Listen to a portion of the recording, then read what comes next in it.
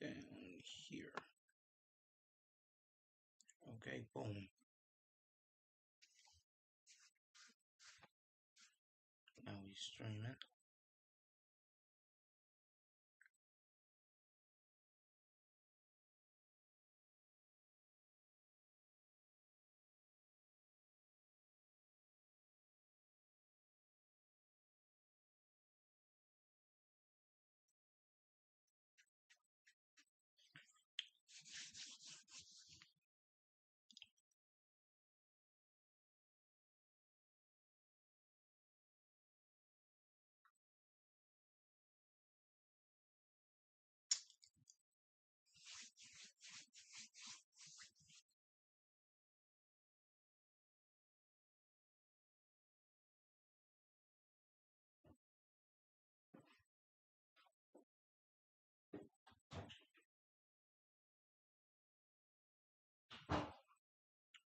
Damn, I probably should have waited. But fuck it.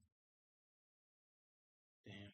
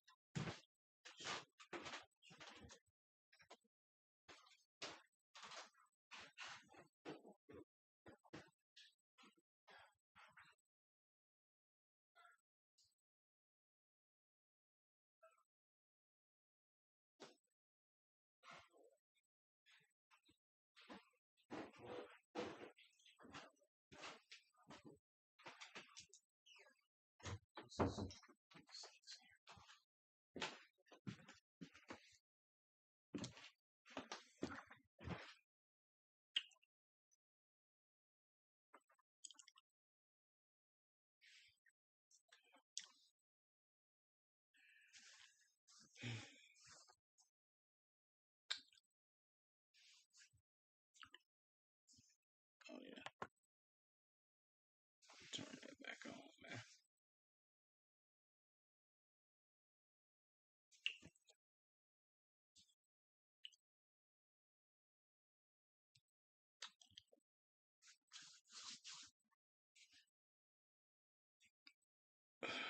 Yo, what's the word, Bradley?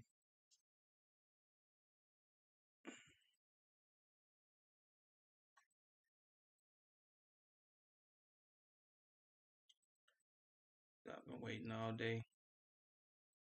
Yeah, I was just doing shit on some chilling, relaxing shit, bro. But shit, I'm here now. You feel me? Tune in to the. I'm on desktop too. Hold on, let me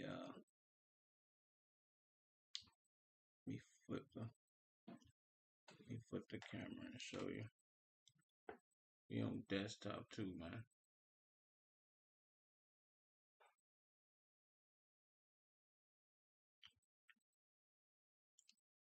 We doing a desktop stream.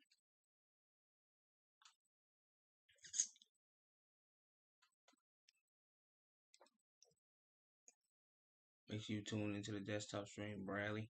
Appreciate you for liking the stream, brother. It should be on my page. I think if you go and click on my damn, why my shit doing that?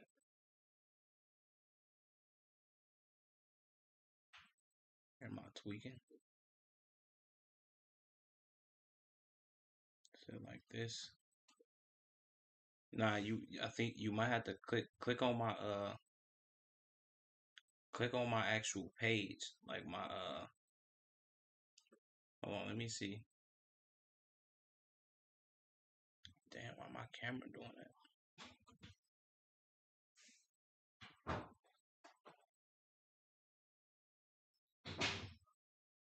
I think if you click on my page, you'll see it. Oh, let me see if I can do it. Damn, what the fuck is like?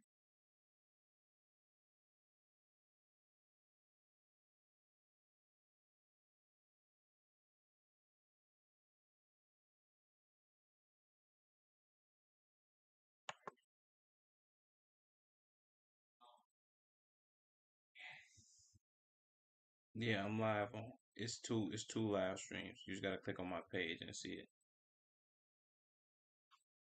I knew I wasn't tripping.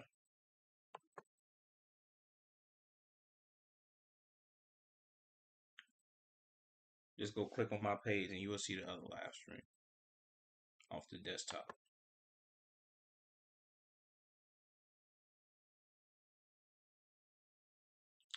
Hold on, let me try to fix this shit because this shit tweaking. I'm finna end this stream real quick and then I'm finna start this motherfucker back up. That was just tripping me out. I ain't like that.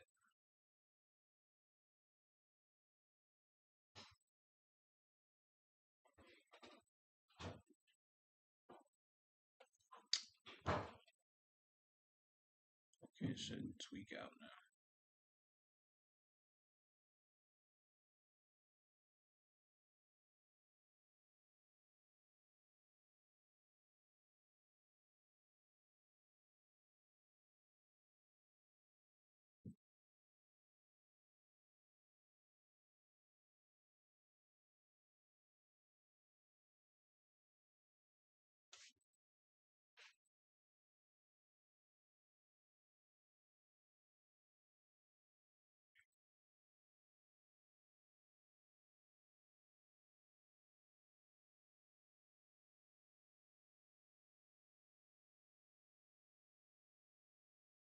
Yeah, what's the word, Bradley? What's up with you, gang? I hope you can hear me. Can you hear me?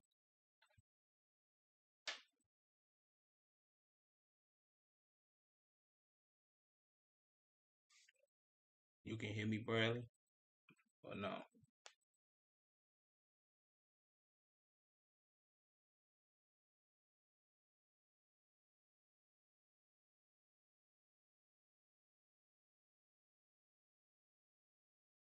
Yes, I bet. Bet it up. Let me try and get some more people in here.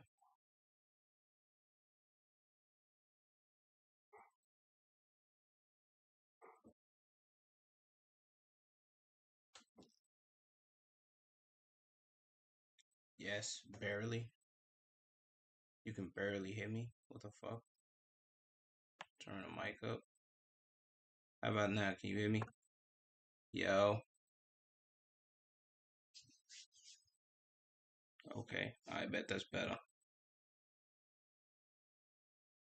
I bet. I ain't know my shit was low. I thought it was too high when I was hitting this at like the shit. I bet it's better. Appreciate that, man.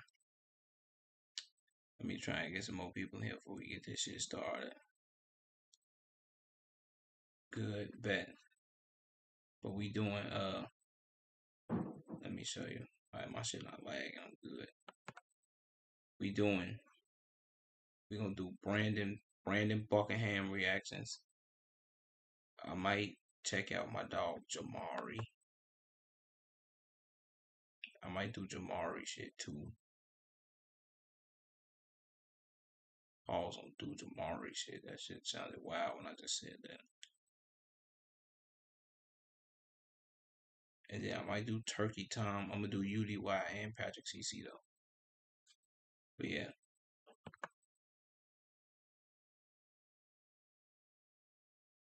So we can start drama. Not really start drama, but you know.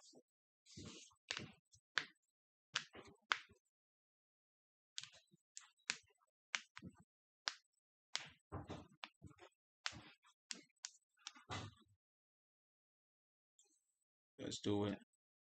Alright, hold on, my dog Bradley. Let's pump our brakes, you feel me? I'm gonna try to get some more people in here, you feel me? Just a couple more individuals. So I know a lot of people don't be seeing that I'm live on this shit. They be seeing my vertical streams instead of my yeah, with all the people, yeah.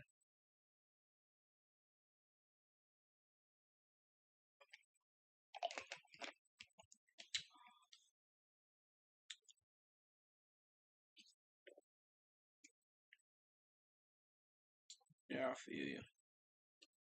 Bet it up. We finna be doing our motherfucking thing, man.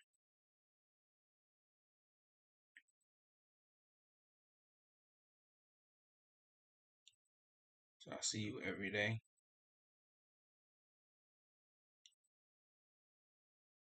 What you mean by that, Bradley?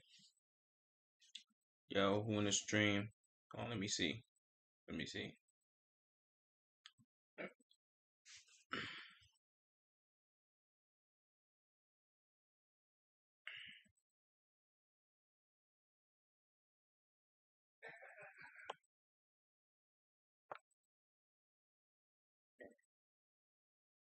I just so I can see my shit.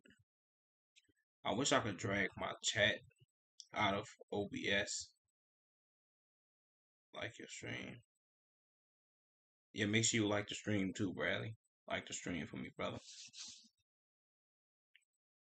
That's very helpful. You feel what I'm saying? Just getting the stream out there.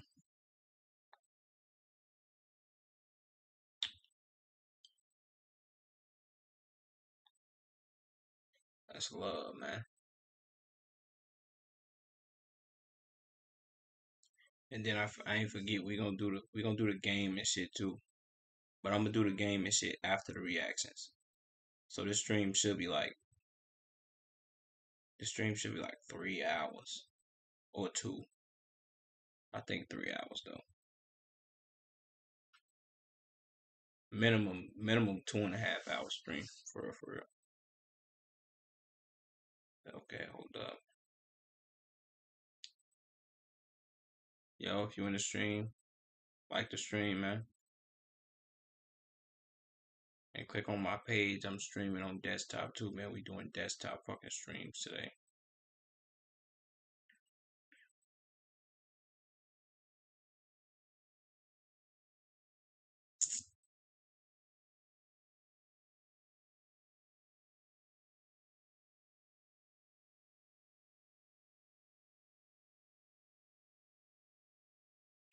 I did appreciate that, bro. Hey, what's up, Nikki Meyer? Yo, if you're in my stream right now, click on my make sure you click on my page and tune in. We doing the desktop stream today. Let me let me show y'all, man. What we doing? We doing a desktop stream. And I got the desktop rolling. We in the chat over here, you feel what I'm saying? Come join the desktop stream. It's on my page. Just click on my page. Click on my page, Nikki. If you in here. I hate the fact that my shit doing that dumb shit, bro. I'm here. Oh shit, that's tough. I appreciate that. This shit gonna make me epileptic or something. Yo, that's tough, man. Okay, this shit was easier than I thought. I thought it was gonna be hard to get people to come over here.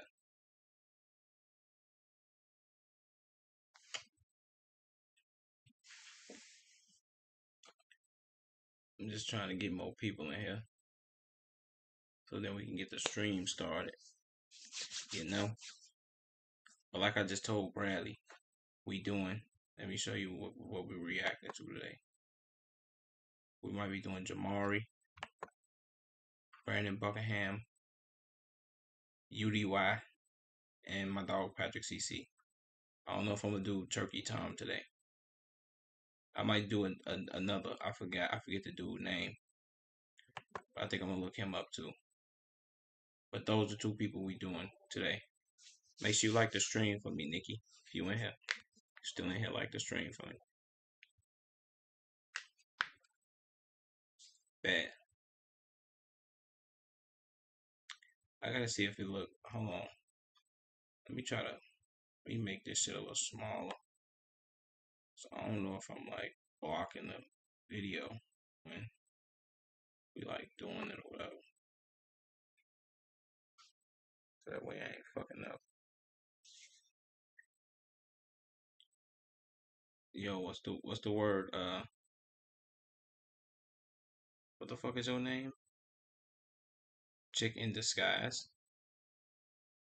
What's up with you? Yo, like I told everybody that's tuned in, if you're on my stream right now, tune into tune into my live stream over here. It's on my page. Just click on my page and go to this stream because we finna do reactions. Go to this stream over here. It's on my page. Click over there for me. My dog Jose and Chicken. Come on, troll boy, get up out of here with that weak shit, bro. But y'all click on my page and tune into the desktop shit. We doing reactions, man. Do you think anyone will join? I'm trying to get people from get people from my vertical stream just to come over here and shit like that. Just because they wonder what I'm talking about. Cause I think I had that yesterday. My was like, oh shit, what the fuck is you doing? Or whatever the fuck the case may be. You know what I'm saying? Sam, you stop eating my dick, nigga. That's dick eating.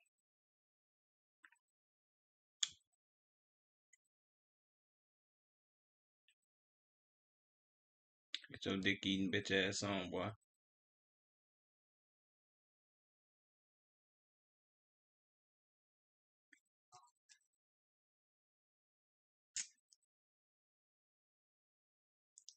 But regardless, we finna get this shit rolling.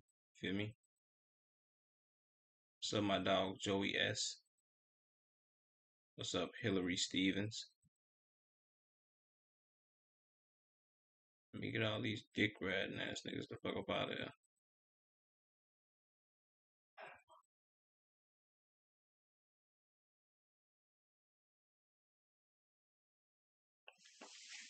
What's up, Chiffin Brand? But regardless, we finna get the ball rolling, y'all. If you tune into this stream, make sure you click on my other stream. It's on my page. We doing desktop shit. Alright, we finna get the ball rolling. Nikki and my nigga Bradley.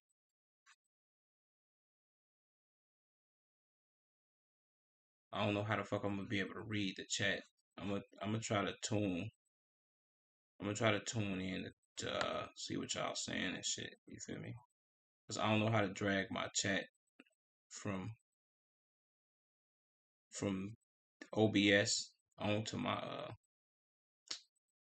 fucking stream. You know, that shit fucking dumb. Say your profile pic is insane. Yeah, I took that shit. I think, if I'm not mistaken, that might have been on my birthday. Like, was that on my birthday last year? On my birthday, probably like 2 years ago. I don't know. I was just tweaking out using fucking like Snapchat filters and shit, seeing how the shits worked. I don't know why the fuck I was doing that. Don't even ask me. But yeah, that's what I was doing. But we getting into it. Let me see. Let me see who first. I ain't gonna do the UDY video first. I wanna kind of get prepped up for that one. Well, not prepped up, but you know what I mean. Alright, we doing Brandon Buckingham first. Brandon Buckingham, what was I finna say? Yeah, video title, searching for the most wanted driver in America. Let's do it. Let's get into it, man. Appreciate whoever over here and liking the stream too, man.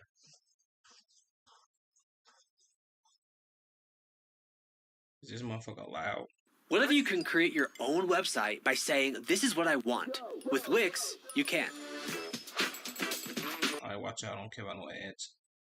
This documentary is for educational purposes only. I want to stress that the behavior depicted in this video is dangerous, illegal, and should never be imitated. And remember, it only takes one bad crash to ruin your life or someone else's. Please drive responsibly. When I first watched Tommy G's video about the most wanted drivers in New York, I could not believe my eyes. A guy called Squeeze Benz Shout was out driving Tommy like G. a madman, swerving through traffic in a way I'd never seen before in my entire life. Immediately, I knew I had to do a video about him. But not long after Squeeze rose to fame, he completely disappeared. And it wasn't until 5 months ago, when a new What the driver fuck? emerged, that How the fuck he get up there? Is this AI? Oh, he living dangerous. it rivaled the insane skill of Squeeze Benz. His name is License. Jesus.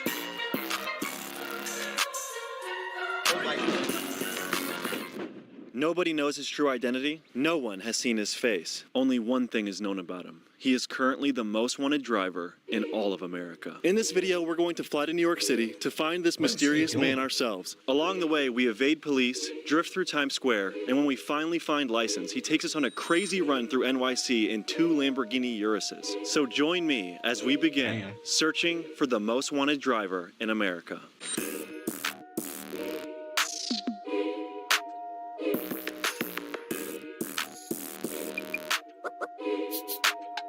We start our journey by speaking to the rapper Mbox, who can be seen in many of License and Squeeze Benz's videos, as he is close friends with them both. So this guy License has been all over the internet lately. Could you tell me a little bit about him and his driving? Yes, well, License is an absolute maniac. An important thing to note about Squeeze and License is they don't do drugs, they don't drink, they WF3. literally get high off adrenaline. That's it. They're absolute maniacs, literally psychos. If they do a test or whatever, I think it would show that they have some type of mental issues in all the right ways. But he really is nice. He is a nasty driver on the road. His reflexes are unbelievable, and people can say it's luck, but then he does it again and again and again, and it's just kind of proving that there is some serious skill involved in this. Despite the serious skill involved, bad accidents still do happen, some of which Mbox has had the misfortune of being a part of. In this video, you can see the camera smash Mbox in his face and break his nose. More recently, after, I had broken my nose and just been into some serious accidents, I definitely feel the PTSD and kind of the mental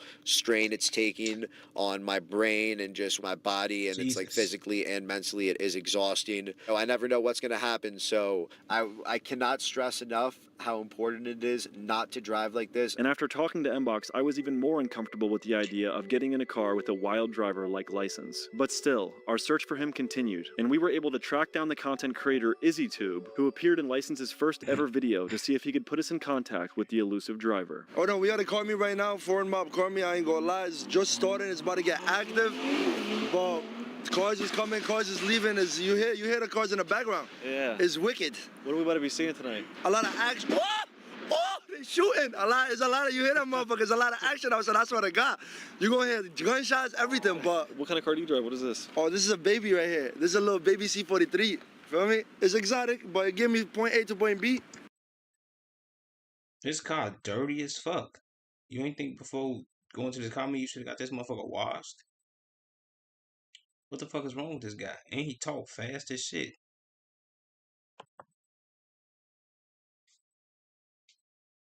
Make sure, you feel what I'm saying? Make sure y'all still in here. Make sure my stream's still going.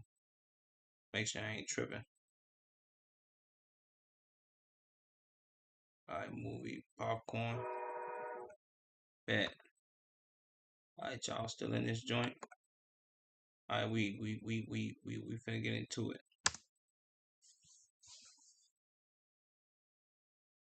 Fuck, I should have never paused it, but whatever it is, what it is. Do you ever do any cutting up on the highway or anything like that? Oh yeah, I be cutting up. Sometimes when I'm bored though. Only when I'm bored. But it should be scary. Yeah, I've been seeing the videos, bro. Huh? No, I don't got the videos, not me. License. Oh, License, that motherfucker crazy, I swear to God. Yeah. I was in a taxi with him one day. Swear to God, that motherfucker was driving crazy.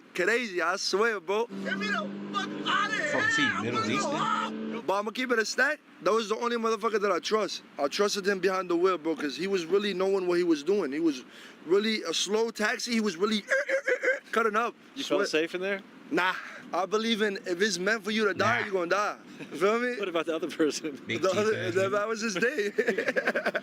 We want to find License. We've been looking for him. We want I'm to interview looking him. for him too. Do you know how to contact him? He don't be picking up his phone, bro. I be trying to call him. He's moving crazy now. He moving MIA. This nigga lying. Stop lying, nigga. Get on the phone with that Oh, nigga. really? He's laying low? Laying low. I'm trying to find the motherfucker too. Lights out.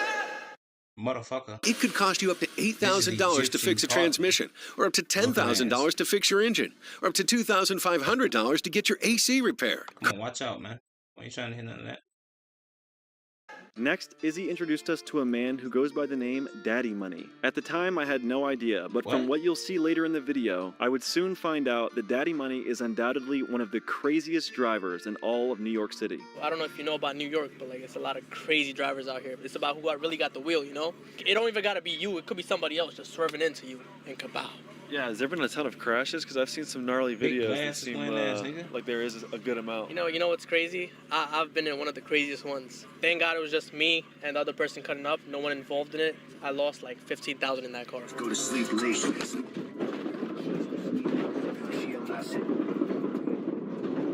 This is my car, look. Jesus. Landed. How fast were you going? I was going like 100 miles an hour, but it wasn't even my fault. It was like I was going straight, and then the other driver who was cutting up with me just lost control and kabowed me. I was off the highway in front of a cop too. At 100 miles an hour? At 100 miles an hour. Like, What were you thinking when Yo. that was going down? I don't even know what to think. I was like, yo, bro, what just happened? What just happened? You got a driving Yo, glove? what's up, level You gotta up have the tech? grip, you know, when you're cutting up. Yeah, dude, I want to start wearing driving gloves. The traffic What's up here with is you, just like broski? so tight. And you know, people We watch doing videos, you know, like reactions. squeeze Benz and license, and they just think they're him. Make sure They, you like the you know, they stream think, over here, oh, and if if he you could do it, tuned I in. could do it. But no, you But if you cannot. want to tune Who into would the you say are reaction, like some of the best drivers right click now? on my page. I think we all know who the best driver is right now. Who? It's License. Like hands down? Have you met License yet or no? No, we've been trying to get an interview with him. License is hard to catch, but when you catch him, just know he could drive. Wait, so what makes him such a good driver? Is just his reaction time, or what do you think it is? First thing he does, no drugs, nothing. He doesn't even smoke, anything. His reaction time is definitely like 100 plus. There was one crash, but it was not his fault. And besides that, like his maneuvering skills, I tell him that too. I'm like, yo, like the way you move your wheel left and right is just like, when you get Who to you sit with watching? him in a car Brandon and you see him Buckingham. swerve it all the way to the right or to the He's left, searching wherever, for the you know, most wanted you're drive like, yo, in bro, America. how do you do that? Now, can you imagine him white lining? Like, you know, there's a lane and you go through the white line. That's why his name is White Line. He really wanted to show people that he lives up to his name. White Line License. The sticker's on my car. How wanted do you think he is by the police? Damn, If he covers his is he glazing this nigga or what? Jesus Christ. face and he doesn't Krispy speak, Kreme I think donut he's eating pretty ass wanted, bro. I think he's pretty wanted. How much is Nice. this car? It looks like an expensive ass Appreciate that, my nigga. After Level tax, up. it was like Where you from, bro? 109,000. How do you afford that? Daddy money shit. You gotta know what you're doing. You gotta Hey, know your yo. city. You gotta know your highways. I've never been caught. I've never seen License get caught. I've never seen Squeeze get caught. And tonight, you're really gonna see a movie. I want you to sit in the car with me when I drift. Daddy Money wanted to show me his drifting skills, so I hopped in the car and we headed to Times Square, where even in rainy conditions with the police watching, he put on an absolute show. And once again, I want to say, drifting in Times Square is illegal, so please do not replicate this behavior. It could get you arrested or far worse. This is for educational purposes only. We got a little bit of bad luck with the rain. It's a little wet, but Times Square looks pretty dry, so we should be good. Let's hope for the What's best. the move, big And guy? as soon as we're done drifting, let's What's the get word, that. Robert? There's a cop in front of We us, doing right? reactions right now, fuck, broski. fuck that, dude. We gonna do whatever we gotta do, and we gotta get the fuck out of here. That's it.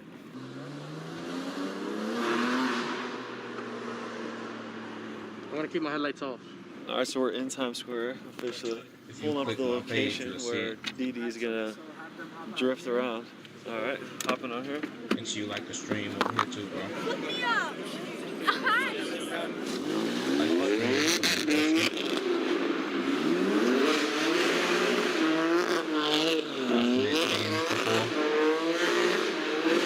That nigga he talking about here?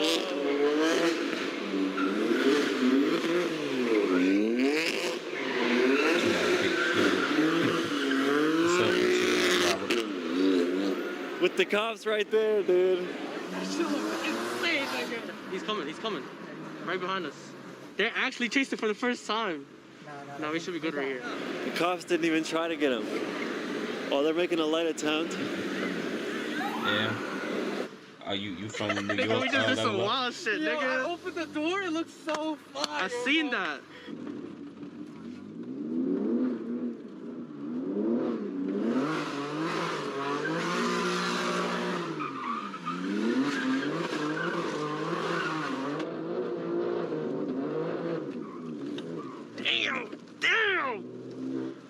out of control like this. Yo, look, the boys, nigga. Oh, the D's is right there too. Yo, we're fucking insane. Yo, look, the D's and the fucking boys. In the M4. Fuck y'all niggas, you were? Now, that was crazy though. Him drifting in Times Square. Man, how you feel about that? That was exciting. You got to experience that in first class, bro. First class tickets to Times Square drifting sessions. The cops were getting at you, right? The cops were just like trying to touch me. I didn't like that, man. I think I left them in Times Square, man. We were already out of here. Yeah, that was cool. Was it fun? I told you, bro. I do it for fun. It's my passion, you know. And you know who else I train? I train License too. Daddy Money shit. Quick announcement, if you guys want to purchase the Cold Ass Stop Racing lying. t-shirt I am wearing in this episode, it is officially restocked on thebuckinghamshop.com. Last time it sold out in under 3 days. You can buy the shirt, fanny pack, and beanie I'm wearing all exclusively at thebuckinghamshop.com. So if you want one, be sure to buy it now before they're all gone. Now, back to the episode. After drifting in Times Square, we were still on the hunt for the most wanted driver. So we pulled up to a car meet hosted by a man named Foreign Mob to see if he could give us some clues on where we could find License. Oh, come on, man. Ads. Is this the best survival game ever made? This is the aircraft carrier shelter you seized, previously owned by a... Shout out to whoever being. Alright, so we're in a strange parking garage somewhere, and I'm here with... Foreign from Foreign Mob. And what is Foreign Mob? So Foreign Mob is basically a exclusive car club in New York. It's pretty much made up of like the elite drivers that race and drift. I wouldn't say that we are particularly like people that cut up, squeeze, swim, whatever you call it. We're more into like racing and like drifting. And you race yourself a lot? Yes, we usually race for like money, upwards of 5 to 10K. What's your opinion on like cutting up and squeezing, swimming, all that stuff? So the New York drama basically is that it's all different things. Squeezing is different than cutting up, is different than swimming. But in my eyes, I think it's all pretty much the same thing. I think it's the same game. Me personally, I would say that I do it sometimes, Gorilla tag. but I don't go out looking to swim, to cut up, to squeeze. I just do it whenever the traffic is good. It's not my thing. And who do you think are some of the craziest swimmers, if you will, out now on the road? The craziest ones, I would say Squeeze and License. Those are my top two, honestly. Shout out to License. License is really holding down the city right now, I'm not gonna lie. Yo, whose car is this? It's yours? Yes, sir.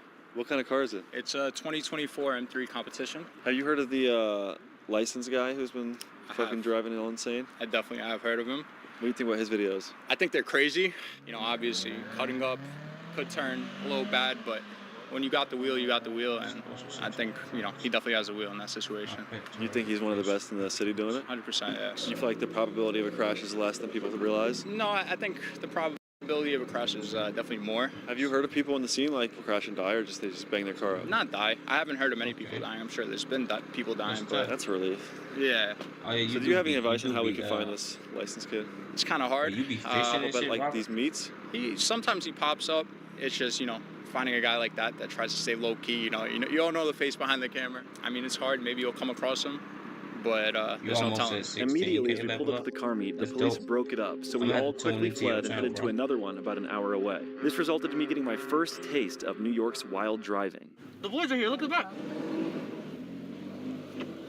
All right, so the cops just pulled up and busted that one immediately before we even got out of there. Man, we be alright. Don't worry. We good. It's New York. Every single day we get chased. All right, so it says we're 54 minutes away. How fast do you think we're gonna get there? I'll let the driving decide. So let's just buckle up and oh look, the boys. Fuck you. Oh, he's coming after us. Oh, he's like he let us up. Yeah, he's not catching up. He already turned his lights off. You see the traffic here? What makes you not want to go past the traffic? I get that urge, but it's just the speed in which you do it. It's pretty. We'll go the speed limit, man. We'll go the speed limit. We'll do that thing in our, you know. Only got 16 subs. Fishing 101. I'm gonna check you out, nigga, Robert. Trust me, you'll get that. It's fucked up, dude. What kind of feeling are you having? I had no I'm just having fun. This is literally fun. I saw it the first time. We just gotta make sure that state trooper doesn't sneak up on us. That's all. It was for me because I ain't had no. Because if he sneaks up on us, we gotta really fly. And if we don't fly, my brother, let me check out my we chat get a over book. here. Let me make sure y'all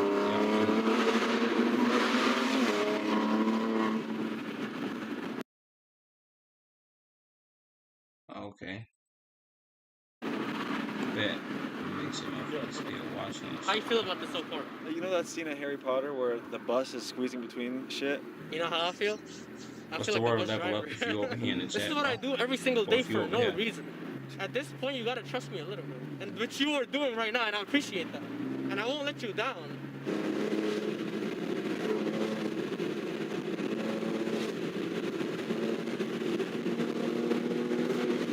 Alright, that's good. That's good. Oh, he's going to 125, dude. What the fuck? You broke the rule. You said no faster than 120. I'm sorry. Someone crashed. See, someone crashes every single fucking day, every hour in New York, bro. And it's the Belt Parkway, man. The Belt Parkway fucking sucks. Oh my god. Hey, an M8 and an X3. Third car. They're definitely cutting up too. 3 cars. So let me tell you the Urus lore right now, right? So Urus is like the hottest rental out right now. People want to like rent that car and just do what license does. But not everyone has the wheel. Not everyone knows how to handle a Urus. That's a fucking $300,000 car, bro. Like if you're doing it in Urus, you gotta know what the fuck you're doing. Like my parents know I do the stupid shit, right? Glaze, nigga. Cutting up, I get it stupid. But bro, I've never hurt someone else. I've never crashed into an NPC. Thank God. You know? So if I ever crash into an NPC, that's my, you know, I would know not to ever cut up again. So you can see there's another crash right here. Real people and Highway Patrol's right here. I'm gonna keep the light off. Because in standstill traffic, you don't want to get pulled over. Because you can't go anywhere and it's Belt Parkway. But I don't want to keep my light on in the car so we don't get too hot, boy. You know, I have no plates, none of that. Fun fact, New York City has automatic number plate recognition cameras used by their police department to monitor vehicles, identify potential criminals, and enforce traffic laws. So the wanted drivers use ghost plates, aka altered or fake license plates that are designed to evade detection by plate recognition systems, meaning they can drive as crazy as they want, and as long as they don't get physically caught, there is no tracking them down. But Daddy Money, on the other hand, doesn't even use ghost plates. He actually drives around at high speeds using no plates whatsoever. So you driving like that, it's extremely scary, but there is an element that's really fun. It is, bro, and it's just like sometimes you really just have to do it because you gotta get through this somehow, bro. and sometimes you have to, you never, unless someone's bleeding out, you never really have to do that. Hey guys, don't risk your life driving crazy, right?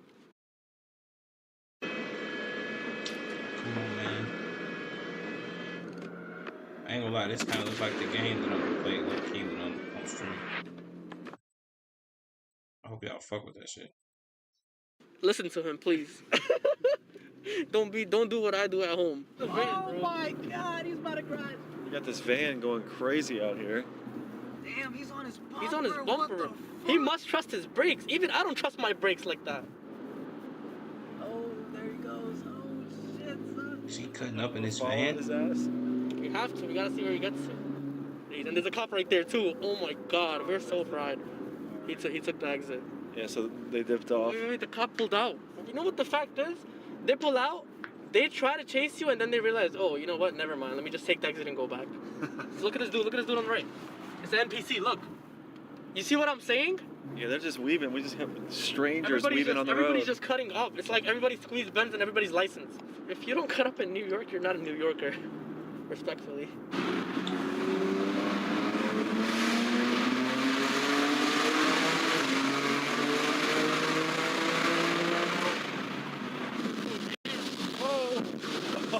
Oh shit, yo. Damn, boy! What the fuck? What the hell, boy? Damn! I mean, I like the art of cutting up, but to me this shit seems kind of pointless. Like after a while, it kind of get like, damn, how much fun are you really willing to have, brother, before you end up totaling this car or fucking up your life? You know what I'm saying? Let's chill on the cutting up, man. Drive at normal speeds. Unless it's an empty highway or some shit, then you good. Yo, bro, I'm fucking sick of New York, bro. I'm fucking sick of New York. What the fuck? What the? Yo.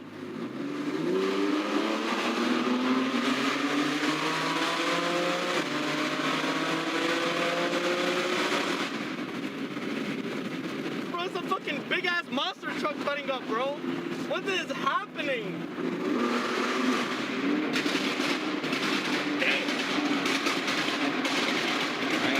God damn! Yo, he has to be stopped. The cops are gonna fuck us, bro. You want me to tease him? Tease him, sure. Film on iPhone. He's not even gonna chase us. They don't give a fuck. They're not. Wait, is he coming? No, he's not. He doesn't give a fuck. You see what I'm fucking saying? So as soon as we pull up to this next car meet where I was told we could find license, the cops once again break it up and we flee. The cops, bro. So the cops just broke up the car meet before it even happened, really? I mean, you shouldn't be running from one cop, honestly. But when they come with 3, 4, 5, that means it's like a whole task force. It's a whole unit, and they're gonna impound you as many cars they can get. So they're gonna block this off, and they're gonna block the other side off. This guy just broke the red light. The guy just ran right through that red light in front of the cop. Do anything. What the hell? Bro, this is like a lawless area. What can I say, bro?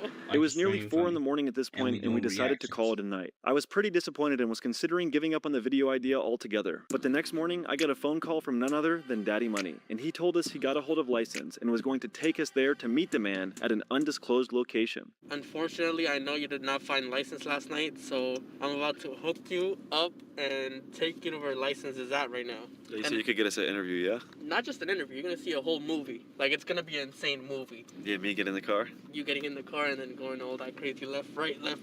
So... I don't know, dude. That shit is fucking terrifying. You were driving like a nut last night. I feel like driving like that, and then right after just being like, yeah, so how was it? Like, acting normal just blows my mind. That's just what we do here, you know? Like, it's just New York. It's so normal at this point. You seen NPCs doing it last night, man. Like, it's that normal. So basically, you got to experience Times Square. Drifting in Times Square. The Times Square drifting last night was fucking crazy. That's legendary, okay? And now you're about to experience some crazy GCP run with Lamborghinis, bro. Lamborghinis? Like $300,000 cars, and people are gonna be swerving in and out from traffic. Like, I'm about to go straight down, and you're about to see license. Like, you guys are ready for that? Yeah, I'm ready for it, bro. Sounds crazy. Let's go down. Let's go down low and slow. Yo. What up, bro? I'm gonna need this guy to actually speak. You gotta make it deeper. You gotta make it anonymous. Yeah, we'll pitch your voice so no one can tell who you are. What's your name? Brandon. Nice to meet you, license. Nice to meet you, bro. What about these cars? These look insane. The Yaris is my brother. We got the red and blue. Which bill will you take? How much do these cars cost? Between like 200,000-300,000. That's the owner of them right there. What's your name? Mo. I rent cars and stuff. It's one of my good friends. If you need a car in New York City, man, you hit me, you know? Any car you want, I got it. You have car rentals for the whole city? Yeah, the whole city. So does it scare you at all seeing him, you know, drive your cars? It's my twin. We go crazy together. He got the wheel, though. That's all I can tell you, you know? The higher the risk, the more fun it is, don't you think? When you got 300K on the line doing this, it's a lot of fun. This motherfucker got a chin on him, don't he? Fuck, is he the Crimson Chin gang? Big chin ass nigga. Bro, let's talk. Choose a car between one option. For those at home that aren't familiar with Lamborghini Urises, they can go 0 to 60 in under 3 seconds, reach speeds upwards of 200 miles per hour, and cost nearly $300,000. So without further ado, let's hop in the car and hear from the most wanted driver in America. We literally just missed police chase. A random person just like whipped by, no plates, and then cops chased them. Yes, sir. It's normal out here. Yeah, I'm shocked at how many people, because I'm like, I'm linking up with the crazy drivers, and then while I'm with them, so many strangers are also driving all crazy. Right now, we're in like a $300,000 car. About 300. It's a whole house we watching this nigga so-called the most dangerous driver. Make sure you like the stream and subscribe. Gotta turn the pre-warning off. Yep. And if you fucking with if you wanna fuck with the reactions, it's on my page. Click on my page. And we watching this video. Yeah, but that's so funny. See this chemistry, he slows down for me. I go hard. That's it. We both make it. You gotta have chemistry with the people you're driving with. Yeah, I've seen that a lot of the accidents seem to happen because like people that you're with will rear end, not just you, but you know the drivers in general. Is that one of the big issues? Yep. You gotta always have chemistry with the other drivers. You can't really trust everybody. Because you could be the best driver in the world, but it's not always your fault. Like your own man's could rear end you. It happened to me. It happened to Squeeze. It's unpredictable. Is there anyone you look up to as a badass driver? I don't look up to nobody. There's nobody to look up to, but there is some good drivers out there. Like, I gotta give credit. You know, Squeeze is a good driver. My boy right there is a good driver. Yeah, we got to meet your buddy Didi. This nigga lying. Tomorrow he don't look up to nobody, nigga. You got this shit for somebody, bum ass nigga. Start front of your move. Hold on, let me see. Let me see if somebody over here in the chat. Alright, ain't nobody over here in the chat, you feel me? At least not at the moment.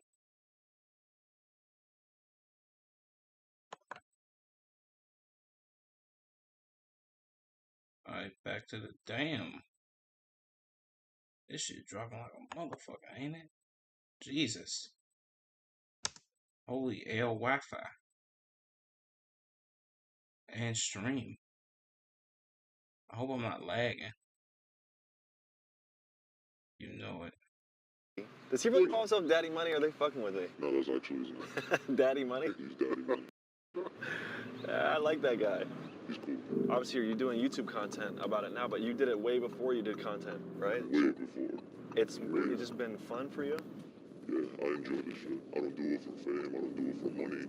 You know, whether I had the cameras on or not, I'd still be doing it. Appreciate you, Michael D'Angelo. I'm just so used to it now. It's like your arch nemesis is traffic.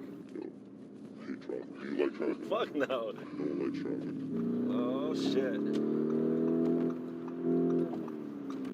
Woo.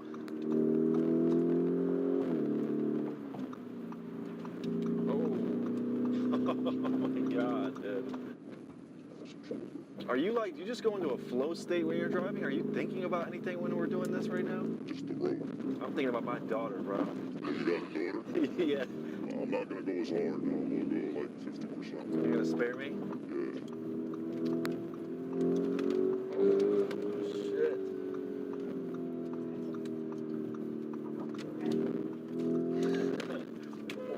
Look, you see, it's always unpredictable. That guy came to my lane as I did that guy. But that's why something that makes me different than all the other drivers, I don't have ego. Like, I would wait. I look ahead and I think ahead too. Like, before I make a cut, I think about all the possible, like, outcomes that could come with that cut. So I'm already thinking ahead. I'm extra cautious when I'm doing this. This is, like, it's not cool. What we do is really not cool. What you mean TV? We enjoy it, TV yes, what? but the cops is on us. Cops are on us? We're about to be out. But again, like, it's not cool, which is why you gotta be extra cautious, like, doing it. You can't have ego while doing this. 99% of the people that does it have ego, and they always, like, end up crashing due to their ego and shit. You know, I used to have ego myself, and I learned, like, and there's other people on the road that, like, I'm cutting off and shit. So I really drive, like, with cautiousness. As crazy as it seems and shit, like, I'm really in control. You feel me? The chances of me crashing is the same as if I was just driving normally and someone hits me. Yeah, how do you take, like, all the hate online? Because obviously, you know, people get really upset. I don't care about no hate. I don't read comments. I really don't care. You just post stuff and go about your day? I love doing this. This is what I love doing. I'm doing what I love. Yeah, nigga got a big ass chin. He don't give a fuck about no hate. Nigga, look But you inside definitely his chin. empathize, or you definitely can sympathize with the people that hate the driving. They hate the driving because they think that, you know, I've seen, and you've seen, like, a lot of crashes online of people doing this. I understand why they hate, but like I told you, I'm different. Like, I care about the people on the road. I, you know, calculate everything, think about everything that could happen before I take every single cut, before I take that cut. Like, I'm super calculated with it, you know. I'm not crazy. People think I'm crazy. I'm not. I mean, it's good to see that this nigga actually got, like, common sense. You know what I mean? He say he ain't got no ego. I mean, everybody got ego, but he actually think about the motherfucker on the road. It may seem dumb, but shit, he say he actually think about other people's lives and shit. I mean, including my man. Shit, he said, I'm gonna go 50% because you got a daughter, so you got something to live for. Find your purpose, nigga. Real shit. Shout out to this nigga though, if he actually drive. You know, I'm a human being too. And you guys are all like friends and drive. Come on, bro. I hate seeing this. Want to know how I got this accent having ass $50,000 nigga. check for an accident I was involved in over 5 months ago? Look, if Nigga, you've been you lying. Eat a dick. Fuck out of here. Crazy, you know. Do you want to see the $150,000? Or yesterday, Fuck out of here. You know, that you stupid ad having ass nigga. Yeah. It's cause, bro, like, New York has one of the most traffic, you know, ever. in the history of the United States. Like, it's just the traffic here makes you want to cut up. Random people cut up. How much do you think like the rise of Squeeze and also yourself has like influenced people to drive insane? Yeah, a lot. Before Squeeze, it was never like this, because I used to cut up before I even knew Squeeze. Me and Squeeze go way back before like YouTube and shit. After Squeeze blew up, it got crazy. Like, you would hit the highway and see 5, 6, 7, 8 random people cutting up. And then like it kind of died down because Squeeze like is laying low right now. And then you got me blowing up after Squeeze. It's back. It's crazy. It's crazier than ever right now. And we do influence people. I don't like the fact that people do this because I do it. I try to always tell people not to do it, you feel me? Because not everyone got the will. Yeah, so you started a YouTube channel like 4 months ago and immediately kind of blew up, right? Almost instantly. First video I did got 1.5 million views. Was that surprising? Or did you kind of expect it? A little bit of both. I expected it because no one does what we do, you feel me? It's like out of this world. Bro, yeah, I'm so conflicted at the content because it's so thrilling, but then it would be like, damn, I would hate if something, you'd hate if something bad happened, of course. Again, bro, like, I try, like, not to fucking hit other people. I really try really hard, you feel me? And I'm glad I've never have, that's like something I'm really proud about, that I've never injured anybody doing this. I've been, rammed into by my own boy, boys, but that was about it. And I do these in my boy's car. The guy right in front, he owns all these cars, so, like, I take responsibility.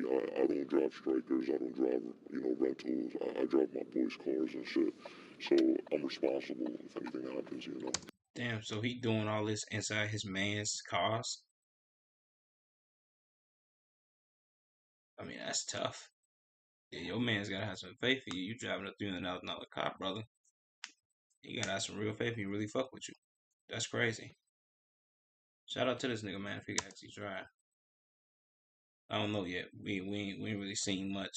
We seen a little something, but not much. What's the word? For someone that wears a Tito mask, Rodriguez. when you go out in public, it seems like you're getting recognized a lot. What is it like for you to be recognized with the mask? But then obviously when you take it off, on my you stream, become a regular person again. And tune into my other stream on desktop. So what you know, gang? I could just take off the mask and take off my Crocs. No one would know who I am. I live a normal ass life outside of this. So I love it. There was this one time where I walked into a gas station. I seen cops following me inside. I had the mask on and I had the Crocs on. I went in there to like try to fill up gas or whatever. And cops followed me in. I'm like hip. I know they're following me and stuff. I go around the aisle. They go around the aisle as well. They're like just looking at me and it just felt mad sus. So I get out the gas station and I start booking it. I look behind me, they're chasing right after me. And, I was able to get up out of there. I got in my car and booked it. But again, like without the mask, without the Crocs, no one knows who the fuck I am. I'm a normal ass human being. It's cool to be able to disappear like that. It's like the opposite, right? Spider-Man. Spider-Man, yours is too. Out of all the videos that you have posted, what's one that sticks out to you as the wildest? It was actually a video that I haven't posted yet, where I got chased by the military. Have I told you about that yet? No, I don't think so. Okay, so basically I was trying to do this video in Area 51 where I drift all around it and shit. And we go there, I had an M4 competition, and I just start drifting left, right, every corner, whatever, trying to make it hot. And then all of a sudden you got fucking military cars chasing me down, like the armored cars. Yeah, I don't think I could ever release that. I could get in bad trouble for that. Yeah. This nigga just said he was drifting in Area 51. Go how? Michael. Oh. I forgot. What the fuck is y'all talking about? This nigga just said he was drifting in Area 51. And he was getting chased by a military. What made you think that was a good idea? He lucky they ain't shoot and kill this nigga. And then dispose of this nigga car and him. Nigga, they ain't playing over there in no Area 51, boy. Better stop playing with them. This is the United States of America. This is America. That's like 5 stars on GTA? Also 5-star shit. There's no thanks though.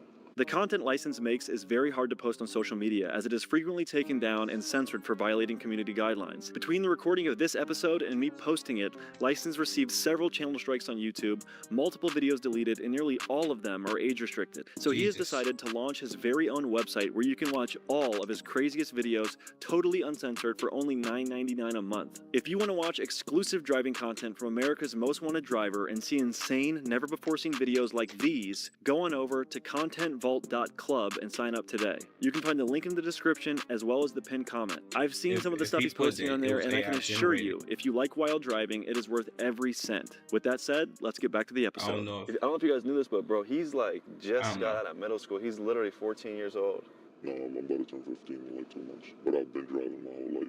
You said you first drove a car when you were like 6 or 7 years old? At 6 and 7, I wasn't really like good at driving. I would drive with someone in the car, but by the age 9, I was already like whipping the car, drifting. I knew everything that the car could do. This is where you need to be worried. About what? Right now, we're gonna go crazy. We're gonna go super crazy. Not too crazy, right? Do you care about your daughter?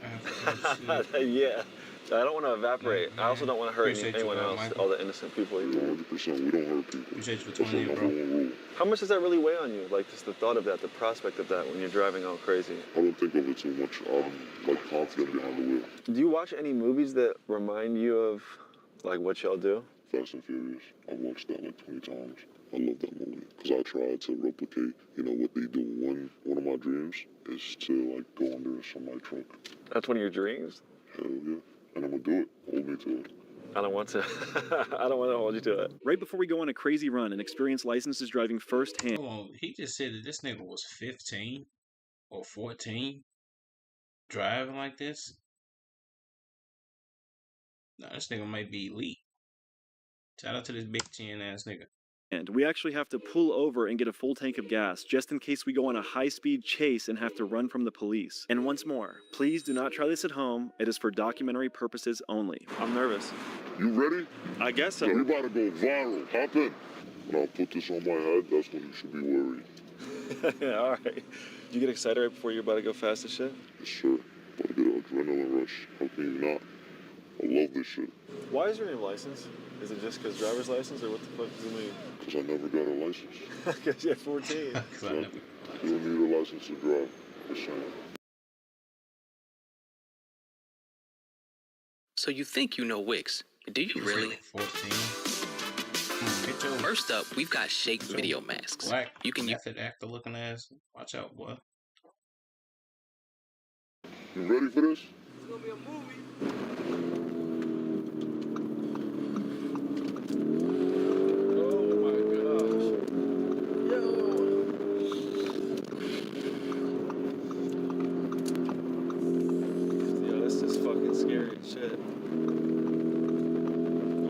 Fast right now, bro? Is that not terrifying to go like 120 for you? Not even fast. Oh, it's not even God. fast. Nigga, that's fast as shit. Oh, no way. I have to wake up in the morning and see it. Appreciate you for tuning in, Michael. Oh. My nigga Michael D'Angelo.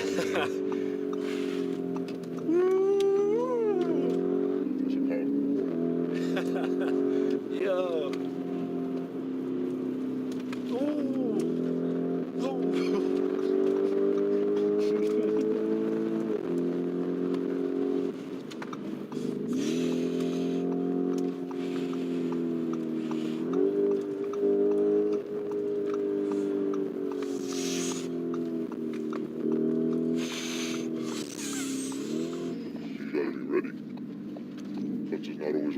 Yeah, what a save. Oh my gosh.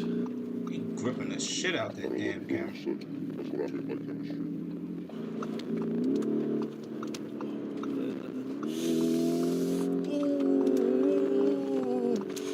No fucking way.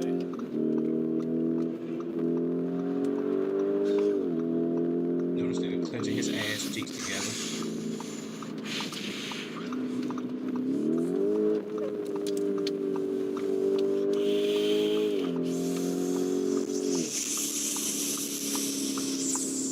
What's the vibe check, bro? You feeling good right now? I'm chilling. I'm loving this. I don't know if it's me, but New York got some little ass highways. Like, nigga, this right here look like this is big as Lakeshore Drive, bro. I ain't gonna lie to you. This highway little as shit. And Lakeshore Drive not even a fucking highway. This shit really a street. If you know, you know. If you're from Chicago, man. This shit look like Lakeshore. There's no lake. It's don't think it's a lake. Bro, this is fucking insane. Driving like this, for me, was a mix of pure horror and adrenaline. Personally, I drive a Prius, and I'm not at all used to driving at these speeds. And I don't know how crazy it looks on camera, but... Nigga, you drive a Prius? Well, I mean, look at this nigga, I ain't... Fuck, am I surprised? Sitting in that front seat was absolutely terrifying. And to make matters worse, it was slightly raining, so the roads were getting increasingly slick as we kept going on. Take it easy, I just slipped again. I slipped. Okay. Yeah, the rain does make it sketch, and I feel like you're going fucking... See this? Tracking is all fucking slip really easy. You've done some pretty crazy maneuvers here. I think we're pretty good. You guys feel like you've hit some good, hit some good gaps? That's it, you want to know more? I feel like that was pretty good, right? I'm trying to ask you, how does that measure up to your regular amount of crazy? Usually, I would do this for like hours straight, non-stop. But if you're feeling like we're good, we'll stop right here if we got enough content. I feel like it was pretty fucking nuts, dude. I'm 3 now. When did I started?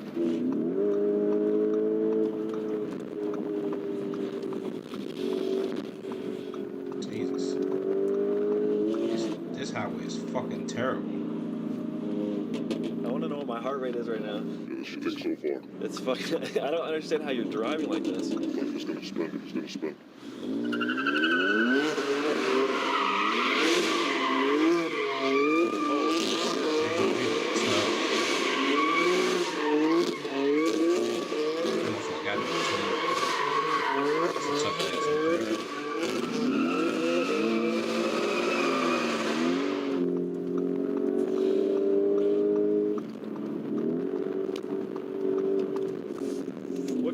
To relax? I like to go on speeds. I try to hit my PR. That shit is fucking crazy, bro. I feel like I'm on crack right now. Nigga, what? Did this nigga just say? This nigga just said he feel like he on crack right now. Nigga, how you know what doing crack feel like, nigga? Don't you ever say no? Well, he is white, but I mean, I passed that judgment on all y'all whites, man. How the fuck he know? Like, yeah, man, fuck it. Leave it alone. Shout out to him.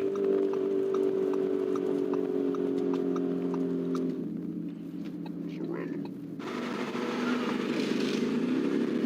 That weak ass BMW. That was terrible.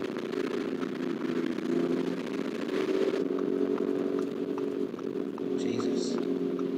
Alright. Check engine light on. 125 miles an hour right there. 730, we're good on that. Damn.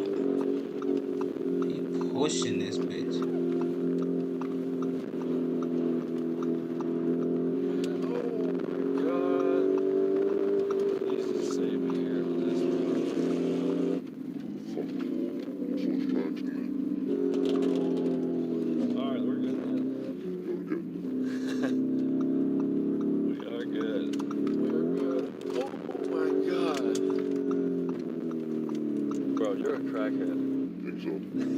Somebody think so. Come on, that's fucking insane. Hey, shout out to this nigga, man. Yeah, are you kidding me? Okay. Yeah, I appreciate you keeping me safe, bro. Told me you're good. Your driving was unreal. You told me you got a daughter. I can't make a mistake. I got a daughter too. I'm about to take you to the headquarters where we all met, like when all this began and shit. Okay, hell yeah. All right, so that was my first time driving with you. How was that for you? It was normal. Just another day. My brain feels like scrambled. I've never experienced anything like that. Thank you. Thank you so much for keeping me safe. And he's in one piece, dude. See his hands? He's in good hands. How was it, Didi? I feel like, dude, I feel like I can't talk. Welcome to New York City. All those rappers talking about they the king of New York, this, and now I'm the king of New York. They fuck around. We just parked these cars in some underground parking garage. Yeah, exactly where we started. What are we about to do now? Always gotta switch cars. We can never be caught. What kind of car are we about to switch into? You ever been in a spaceship? I've been in a Prius and a PT Cruiser. Well, you're about to be in a fucking spaceship right now. Turn the camera around now. This is the BMW S-Class. What is this car? BMW 760, but I call it BMW S-Class. 100% legit. This is one of the comfortablest cars, fast. It's better than the S-Class, though. I'm gonna tell you that 100%. Sure, and you see how we leave the fucking windows open? You know why? Because niggas know not to fuck with us. We run this shit. This is our city. Whose city this is? It's Daddy Money City. Daddy Buddy City. Daddy Money shit. He's licensed and I'm registration. And you're a permit. There you go. Tell me what we got going on here, bro. You was just matching yours is? We matching the fucking 760s, big bodies, bro. Pushing them bitches all the way up. Big bodies, don't fuck around. That's how we do it. We fucking bug out, we terrorize the shit out of the city, and then we become civilians at night. It was never us. This is where it all started, right here. My first video, I was cutting up in a taxi just like this one. Hey Dal, how was your experience with you in the passenger seat of my car when we were doing our video? Amazing. Do you love it? Yeah, I go to sleep while you drive like that. You trust me that much? Yeah, I trust him. That's love. Would you ever sponsor him? Yeah, I give him a Bugatti to drive. That's love. After switching cars, we went to an abandoned garage that License and Didi like to drift in. Aside from cutting up in traffic, this is the type of stuff they told me they like to do for fun. Again, this is for documentary purposes only. Please do not try this at home. This shit is not worth it, bro.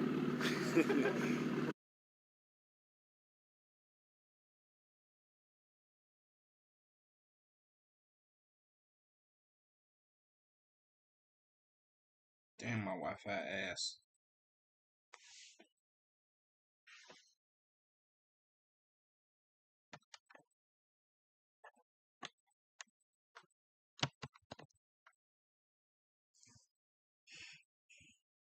I picked the software engineering program because they pay very well. It's a fast-paced industry. It was 10 months, so a little... Shut up. No, fuck that shit, dude. Are you ready, my brother? I hope the trunk doesn't close. Yeah.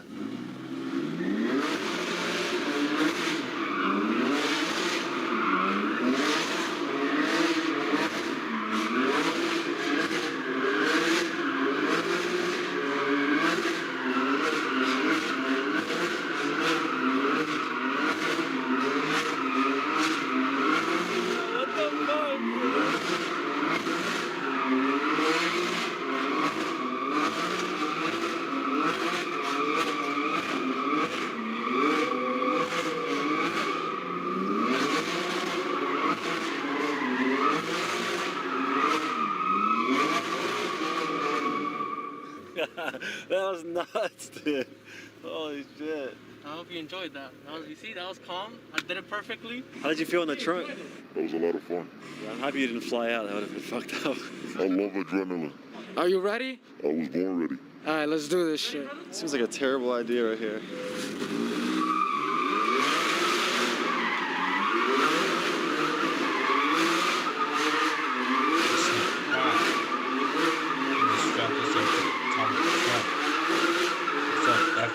Bacon. So this is insane.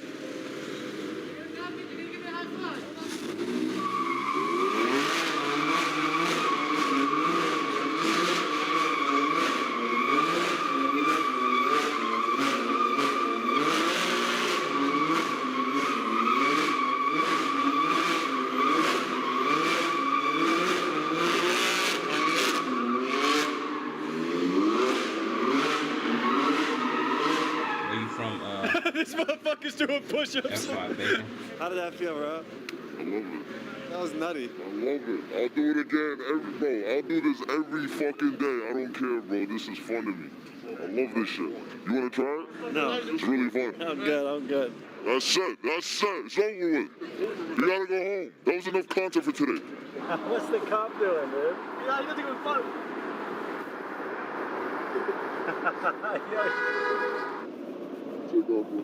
I'm not close to him. Nah, bro. What are you doing? Don't let him get the plate. What the fuck's going on, bro? I'm sick of it. Did you hit him? Oh, shit. Oh, you threw something at him? He slapped his eye. Yeah, these. What's up?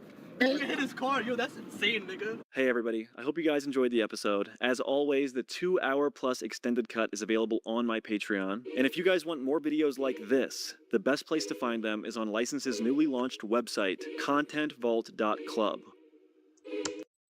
I ain't gonna lie to you. Shout out License. Shout out that other nigga whose name I'm not gonna say because that shit sound kinda zesty. W Video Brandon. I don't see how the fuck he got in the car with that nigga and did all that shit, but shout out to him, man. Niggas live life on the edge. I love that.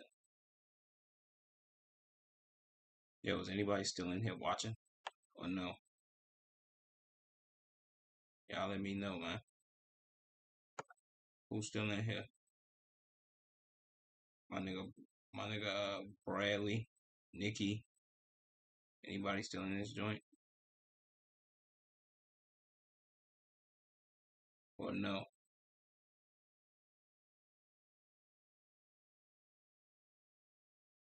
Damn, my shit lagging like a motherfucker, ain't it? Jesus. Holy lag.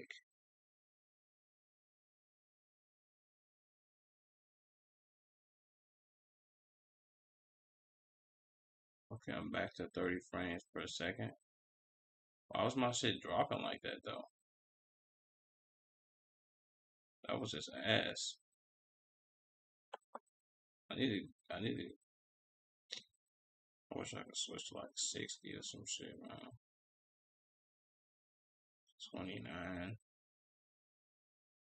My shit dropping like a motherfucker.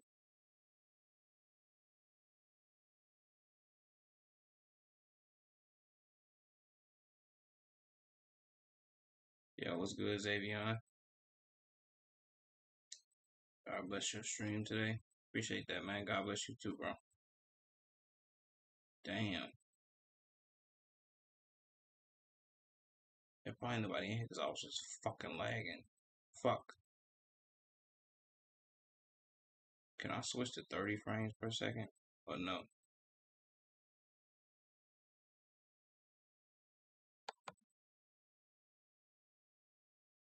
I don't think I can.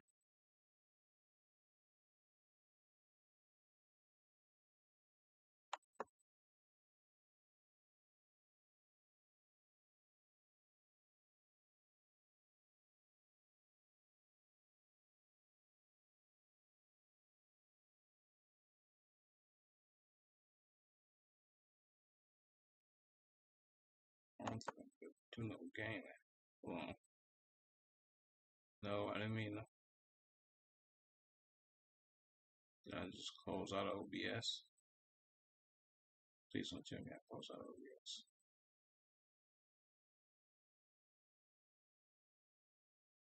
Fuck it, we just gonna jump it back into reactions, man. I don't give a fuck about that shit.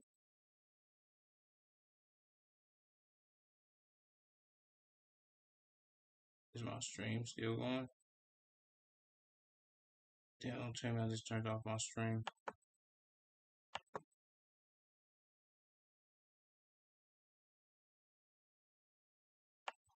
Oh, I got my stream outside the thing. That's tough. Hey. That's dope now, man.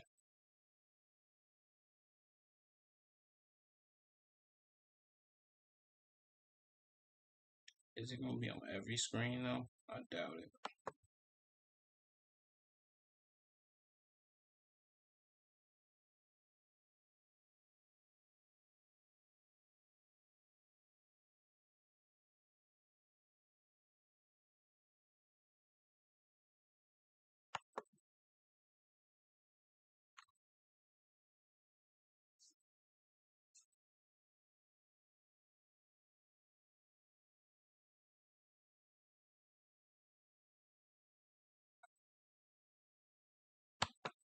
Fuck it, man. We going UDY.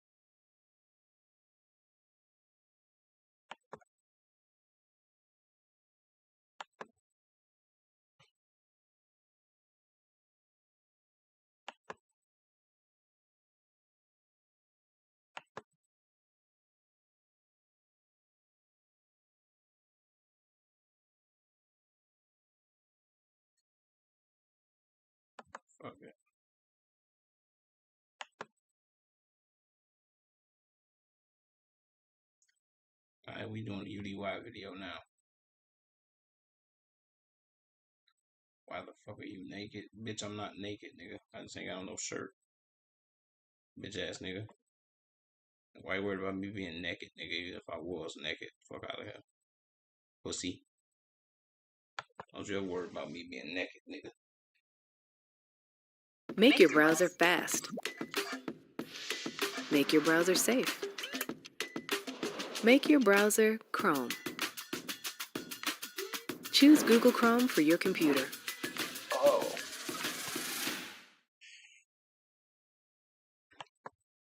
Gabriel. According to Crystal, he's been acting distant and potentially talking to other girls. Lately, he's been distancing himself a lot from me, and that just like makes me really uncomfortable. I mean, So he's talking to girls or? yeah, I mean like some of his really close girlfriends, but I mean guys are allowed to have girlfriends, so I don't really mind it too much. But assholes. Bitch, if anybody I think told when you get too close, like Yeah. then it just definitely makes me uncomfortable. Have you talked to him about it? Like, have you told him, like, hey, like, I did, but what's he going like on? brushes it off. I'll stick my foot in your ass. Like if it's nothing, so I mean like you know that's why I'm here. So I'm hoping that you know he keeps his promises and that maybe I'm just overthinking and I'm being completely delusional, but we'll see. To help Crystal find out if her boyfriend will remain loyal, we hired Denise to be her decoy. She would be the one flirting with him and eventually asking him on a date. I just want you to know that I'll do, or I'll go as far as like you're comfortable with. Yeah, I mean, go as far as you want. You know. Be okay with her physical touch, all that for her? Yeah. Okay. I'm curious to see if he does go for like the physical. Are you gonna maybe initiate it and see if he's letting it happen? I mean, if I have like an opening, I guess I'll I mean, if that's what she needs, yeah, to get that reassurance, then if I have the green light, I'll do it.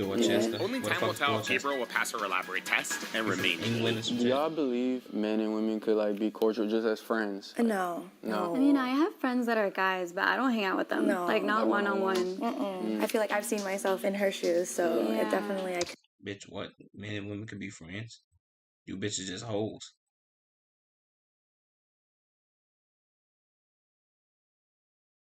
I'm a sub. Shout, please. What? Reef, what the fuck is you talking about? Boston ghetto? Dorchester's in Boston? Shout out Boston, man. Even though the Celtics just lost. You know what I'm saying? Y'all did just lose and shit, bro. But shout out to y'all, man.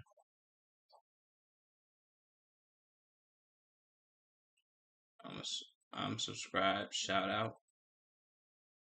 Well, shout out to you for subscribing, nigga. I really don't know what you're saying, but shout out to you, man.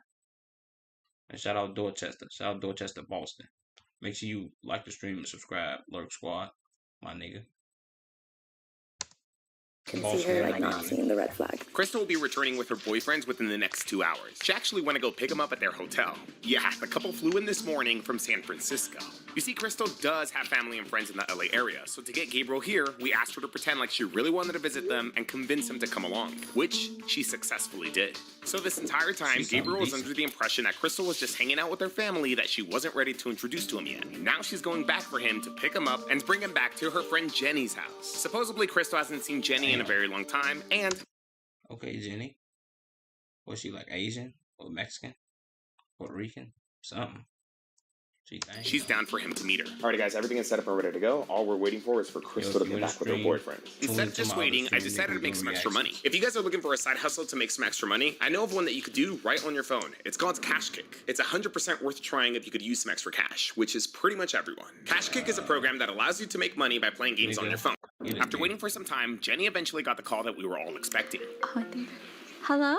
Oh, she's on the phone. Oh, okay, yeah. I'll be right down. Okay, bye. 400 miles, 1.5 hour flight later, Gabriel was here. If this man folds, that's crazy. If you think about it, this man is on vacation, so will he fold while on vacation? Hey, Crystal! I'm so excited to see you. I haven't seen you forever. Oh my gosh. I'm so glad you're Jenny, here. Nice to meet you. Jenny. Gabriel believes that he's here to not just meet Jenny, but also to kick it with some of her friends. Supposedly more people are supposed to come. They're making some wings and watching the games. We had some breakfast today. Pre-made ass. Oh. 6 in the morning. Really? Well, I hope you're hungry because I'm making some wings. We're over here. Come in. This is Crystal. Hey.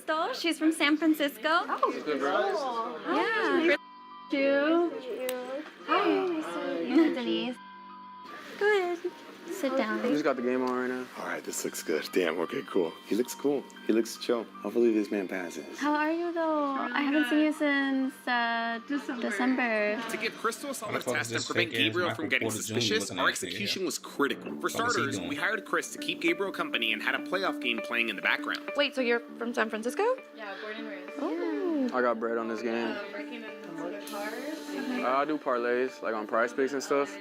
So I took Carl, Anthony Towns, PRA, I can't believe you're here. We now just had to keep this going for 10 to 15 more minutes. Chris's job was to break the ice with this man and make him comfortable. The girls are doing a good job at separating her, and Chris is doing a good job at pulling him away. Hell yeah. Oh, what flavor wings were you making again? The whole car was good though. Patty and Chandler, that didn't disappoint. Damn, there's so many conversations going on at once, I can't focus. I also ordered pizza. I'll have to pick it up like a little later. Pizza sounds fire. Pizza, right? Jenny Best pizza and wing combo restaurant. Pizza Hut, nigga. Fuck is you talking about? Shout out Pizza Hut. W ad for myself. You feel me? What's up, Buddy Wilson? Make sure you subscribe, nigga. I think you might be subscribed. I don't know if I remember you. But also make sure you click on my page and tune into my motherfucking live stream, nigga. We doing reaction right now to fucking UDY. And my stream was just lagging. So I'm kind of pissed about that, but whatever. begins setting the foundation to what eventually would have become the ISO. Unfortunately, though, we underestimated how distracted Chris was going to keep Gabriel. I don't think that man heard anything. I think Gabriel's enjoying the game. Gabriel's watching the game more than he's like into any of the conversations. We have to go fix something. You guys do like tequila? With pineapple. We don't need to buy a little Tajin rim to it. Get fancy with it. I feel like it's a different, like it's like more like chill. I don't really normally partake in it, but like tequila gets me more amped. Even though Gabriel never reacted to any of the hints the girls were dropping to make their exit, hopefully they're still going to be able to get out of there. Worst case scenario, they just think on their feet if he starts questioning things. Not gonna lie, the girls' combo is kind of awkward because they really don't know each other in real life, but thankfully, Gabriel's not listening to it. He's talking to Chris, so. Ready or not, it was time to move on to getting Crystal out of there. How long have How long have the wings been in for? Oh, you know what? I do have to check on them because I have to put the seasoning. I did not put a timer either. Crystal, you want to come with me? Probably only been like what, 10, 15? Yeah, I think it's fine. You know better. Girl, you know. Kitchen's not my specialty. Crystal heads with Jenny to supposedly check on the wings that she's making for everyone. Remember, supposedly there's a couple more friends that are supposed to be coming. Probably just need to flip them. Oh my gosh. Draft emails in an instant with AI that gets your business. Them shits was trash. Don't they look so good? You know what? I'm gonna get them out of there. They're already at the kitchen. Good, let's get her out of there. 1 sec, sorry. Hello? Hey, Jenny, your pizza's ready. Okay, great. Thank you. I'll be right there. See you soon. Pizza's ready. Let's go. Let's go tell them. Maybe I should have called in front of him, but screw it. I think everything's flowing good and natural. We'll see how it plays out, though. Hey, Denise, so the pizza's ready. I'm gonna go pick it up. Do you mind staying to check on the wings? Yeah. Okay. I got Crystal's you. gonna come with me. We'll be right back. Okay, sounds good. I'll be right back. Because there's going to be more people coming, these homemade wings are not going to be enough to feed everyone, so Crystal and Jenny are going to quote-unquote grab some pizzas. The good news is Gabriel didn't question anything, but on the other hand, he also didn't react. I wonder if he even realizes where they're going. Does he even realize that she's leaving the house? Gabriel definitely heard where they were going. In order to get a solid test, though, this man needed to understand that his girl was going to be gone for 20 to 30 minutes. You got parlays on it? Yeah. Yeah, I got Troy probably winning it right now. Any like single players? Cunningham for sure on the over. I got Schroeder on the No one. He didn't even question anything. You guys just left and you just. The game definitely helps. Yeah. When does basketball season end? Like, what's the... So it's the playoffs right now. So they typically end in June. Was he suspecting anything on the way here and stuff? Or just chilling? No. Yeah, he was chilling. Is this the last one already? It's the last quarter. No, but like the last game. Like, this is it? How many games is it a day? It's the playoffs, so there's a good amount. After some time, the time had come to get Chris out of there. We should do like a little bit more. Yo, you got 10 minutes to talk about that music video? Yeah. Are you like fluent Hey, I'm in gonna be right Spanish? back. Okay. All right, ISO. We got the ISO. You're Mexican? Yeah, fully Mexican? Yeah. Oh, cool. What about you? I'm half Mexican and then my mom's Salvadorian. Yeah, so it's funny. They're like similar, but you know. What the fuck is Salvadorian? Is that El Salvador? I thought that was in like. I don't know what the fuck I thought that was. I thought that was in like South America. Is that South America? I don't know. Fuck all that shit. Fuck Different at the same time. But what part of Mexico is your family from? My he's from Zacatecas. And oh, cool. It's like my mom's family, they're from Jalisco. Nice. That's where my dad's family is from, Jalisco. Have you been? Zacatecas. I've been to Jalisco, but I've been to Zacatecas. Oh, basketball teams. Wow, cool. Around COVID, I had stayed in like Jalisco for over a month.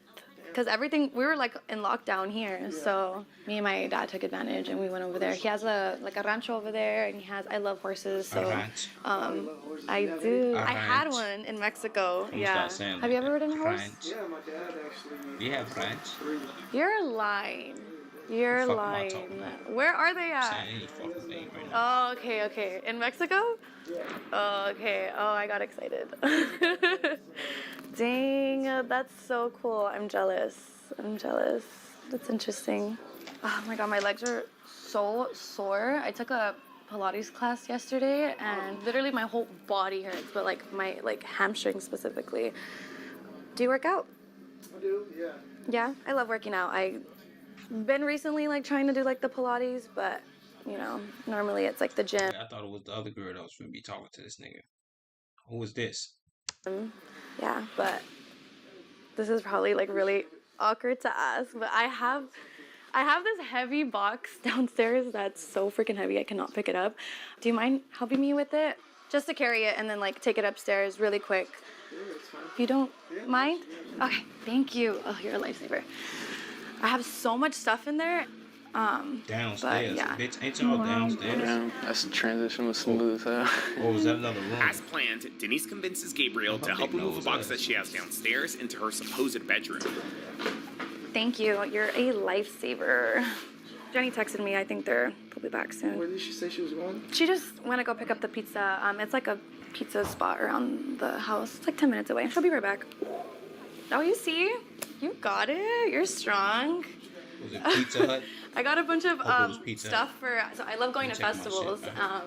So it's a bunch of So it's a bunch of like outfits and accessories. Denise would be taking Gabriel upstairs for a more intimate setting. This is where she's going to make her move. As a plus, Gabriel also just saw that there's nobody else in the house. So right in here, and then you could just right here is fine. This is good. Thank you. You see, that was so easy for you. You didn't even struggle. Come check it out. This is super cool in the summertime. We always just drink and then could watch like the sunset go down. Yeah. Now she's got a key room up there. It's like the perfect party house, so. But what's them, what the fuck is some shit? Ain't they like Aqua 8s or some shit? I hope I got that right. We're always, having a good time. They don't, thankfully. Yeah, they don't. I always wanted to pet them. Yeah, it's always but tough to me. Thank you so much for helping me with the box. I appreciate it. My room is a freaking mess. Oh, did you go to What's up, Coachella? Sandy Aguilar? Do you like Travis Scott? Like the stream, make sure you subscribe. You would not believe how close I was to Travis Scott. Look at this. This is insane. I have to still post this video because doesn't he look like right? He looks like a freaking Fortnite character. So freaking crazy. You know what? Since you're here, I actually could use your opinion on something. Like, have a seat. Well, I'm doing live stream. We're doing reactions right now. You click on my page. Make Odin Valhalla Rising, now available on mobile and PC, exclusively with Google Play Games. We're doing fucking super reactions. quick. All right, perfect. Here we go. I need to figure out how to get my chat back on this fucking screen. Fuck. If you or someone that you know wants to set up a loyalty test with us, hit us up. Fill out our submission form below. Shut up, big nose ass. You know what? Since you're here, I actually could use your opinion on something. Like, have a seat.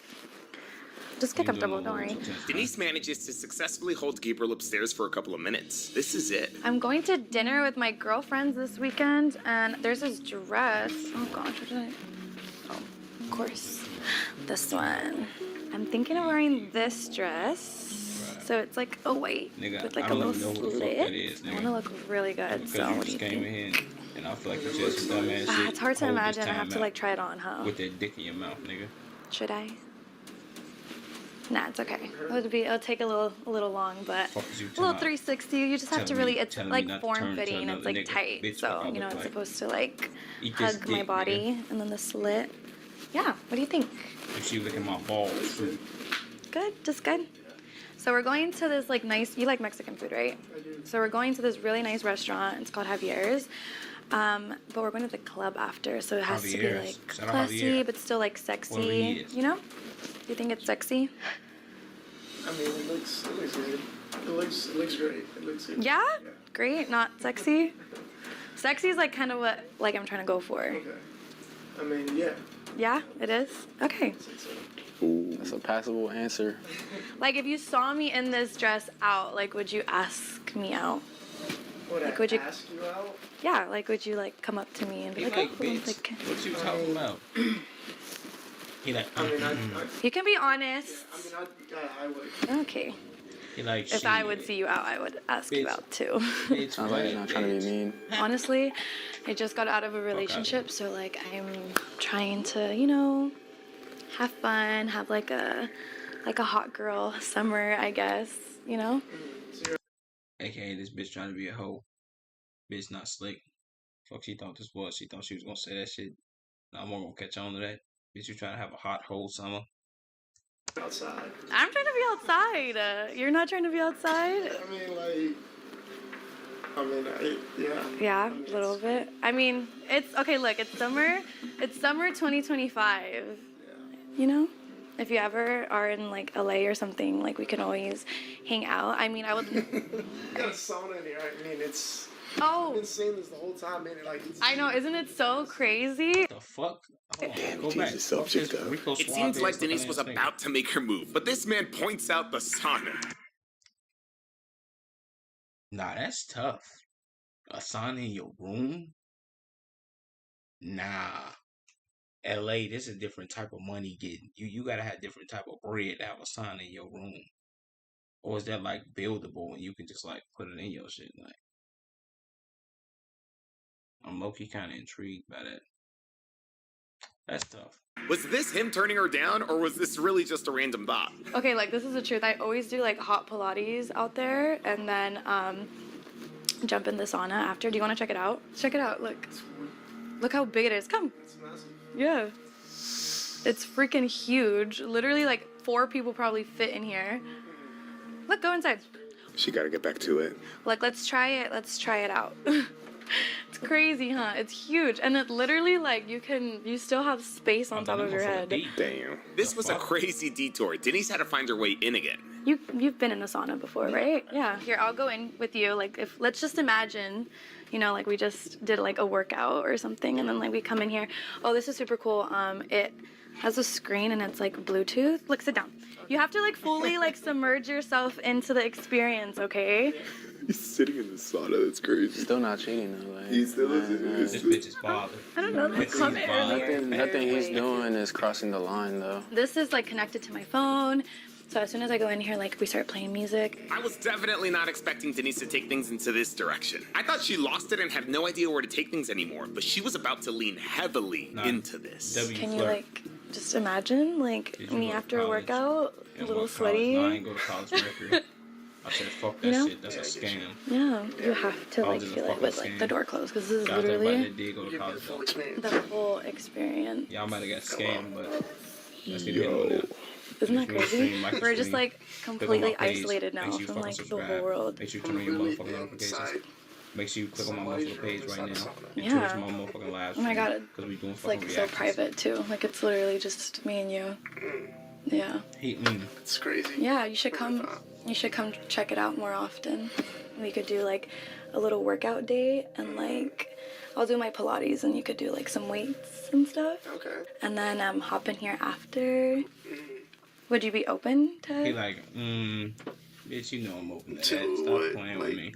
like coming to see me and like work out and E-brain gaming. yeah, What's your hanging favorite out food? with me. I guess we baked chicken. could like get to know each other a little bit more before that, right? Yeah. I Yeah. mean, Or pepper steak and I'd be rice, open nigga. to it. What do you usually do? Well, I'm doing like school right now. I do a little bit of like modeling, like here and there. So, What's so your I would calendar love. look like? I'm free. This bitch a nurse. Okay. Yeah.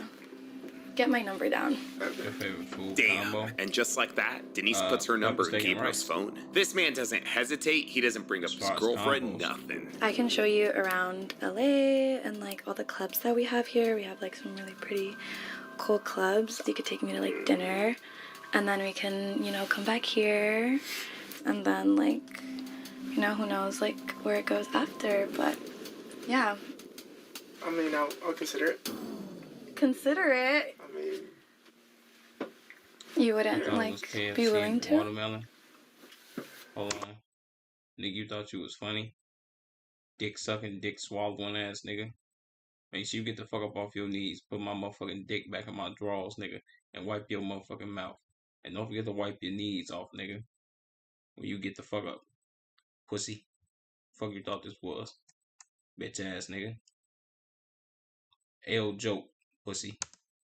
I'm open to it. I'll slap the shit out Yeah? you, nigga. You lucky I don't jump from the screen. Okay, like so a date. You'll Stomp your take me on a motherfucking date. ears together. Yeah. What if you can create your own website by saying, this is what I want? With Wix, you can. I mean, I don't know Matter of if I'm fact, crazy, hold this but time out. honestly, wanna eat I dick. think we like Don't allow vibe really, dick really eats on good, my and I chat, think nigga. you're very Eat that attractive. dick in that corner, nigga. You know. I hope it's not like one-sided. I mean, you're cute. Yeah. What's up? Okay, no flaking around here, okay? No flaking.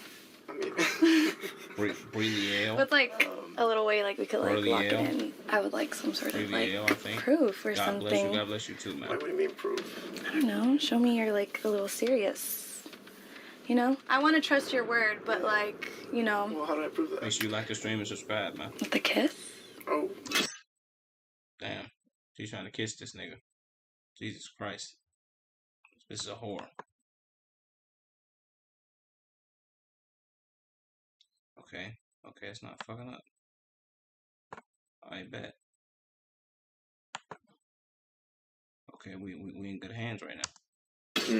Yo, this was crazy. I mean, Denise did say that she was gonna try something physical. Just, you know, something innocent, something that secures, you know, what you're saying and that you're not lying.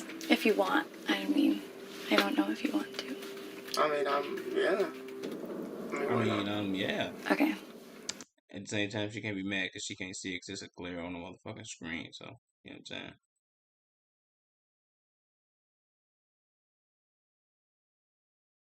Ew. I just dug all in my motherfucking head, man.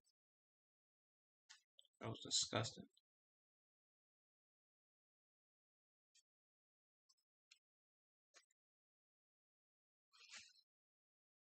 What's up, Hongwei? What you say fuck for, nigga? I did. I hope you get to 1 million subscribers. I believe in you, bro. Appreciate that, man. Appreciate that. I love the support, man. Make sure you click on my page and tune into my live stream right now, nigga. We doing reactions. Reactions going on. So if you in here, you kind of in here for no reason. You don't read my chat. Tune into my live stream. My reaction stream. I mean, desktop. Whatever the fuck. You know what the fuck I'm saying, man. Just click No, on my yeah, page this and thing look was at this shit. over. This man was cheating on vacation. Oh, that was cute. That was really cute. Ooh, I'm getting hot. Yeah, it's... My jacket. We should go downstairs. I think my freaking phone is out there. To me, this thing was over. Technically, we could take this into another day, but was there even a point? Alright. Denise starts taking Gabriel downstairs. what's up, She's Kim done Wood? making her move. It's now up to Krista to decide if this was enough for her. Well, that was that. I mean, now she just has to hold him somewhere. I don't know where she's gonna hold him now. Oh my god, the wings! I don't want to move it too much because he might look at it. What you think? He failed. I don't even want to see his face. Really? Oh, really? I don't even want to look at him. At first, it seemed like he was Yeah, like she finna shy cry. and maybe he just didn't know how to get out of it, but it just escalated. I don't know. I'm done. Done. Yeah. Damn, Done. she's gonna. Yeah, I feel like he should have left a long time ago. Oh, you're a Sag, you said, huh? Sag. I wish you would have shot it down like instantly, you know, brought you up and all that stuff. Yeah. She was saying date a lot too. She said it like a lot of times. He cheated. I appreciate you for I'm not tuning gonna in, waste my time on somebody who's gonna kiss somebody else. That's disrespectful. Understandable. If he already crossed the line for you, if this is enough for you, then we could keep things going, but we don't have to keep things going, you know, whatever you want to do. Said just getting this in my feed. No, we're done. Saying what up. I'm taking a out. I'm done. Okay. Kissing somebody That's else? tough. Yeah, no, most definitely. That's we're done. Done. No. If roles were reversed, if you were in his shoes and a guy was hitting on you, let's just say one of our decoys was applying that pressure. I will immediately mention that I'm with somebody. Yeah. Oh, you should meet my partner. This is my partner. Oh, my partner also likes this. Okay.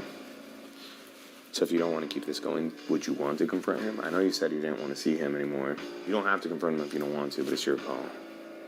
I mean, you guys are flying home together, right? Yeah, let me go confront. You want to go confront him? Do you want to go on by yourself first without anyone else there? Appreciate that. Try to see if he comes clean, you know what I mean? Yeah. Okay, cool. So go in there, see if he comes clean. Just see if, you know, give him an opportunity to tell you what happened and then see what he says. And if he doesn't come clean, we won't go up there until you tell him. But damn, man, he just cheated, bro. And I had faith in him that he wasn't gonna cheat. But he cheated. Damn. That's crazy. Alright, bro. Appreciate you for tuning in, Bree L. I gotta be saying your name right because you ain't corrected me. So yeah.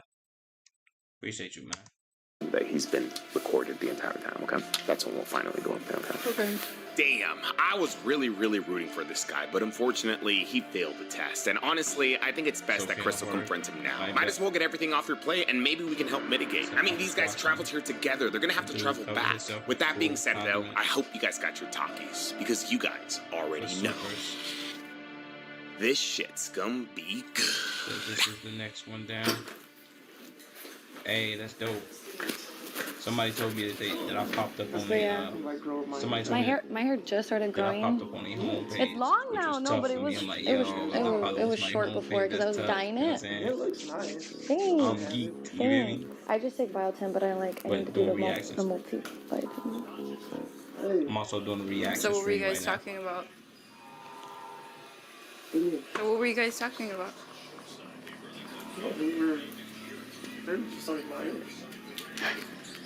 Why are you lying to me?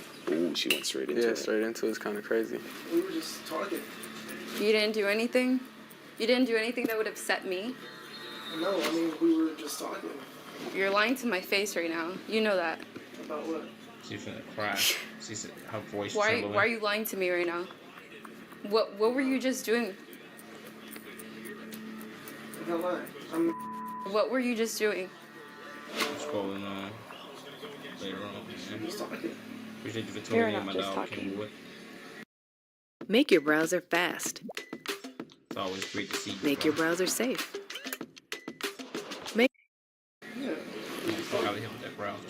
Damn, you know something's up. Are you kidding me right now? Why are you acting stupid? Why are you lying? Where the pizza's at? Okay, what's going on?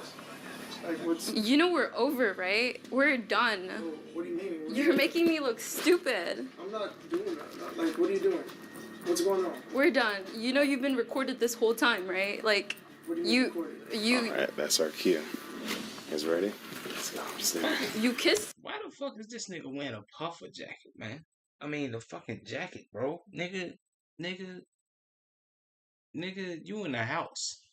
Bum ass nigga, it's not cold. Sir. No, I didn't. Yes, you did. I didn't kiss you. What are you doing?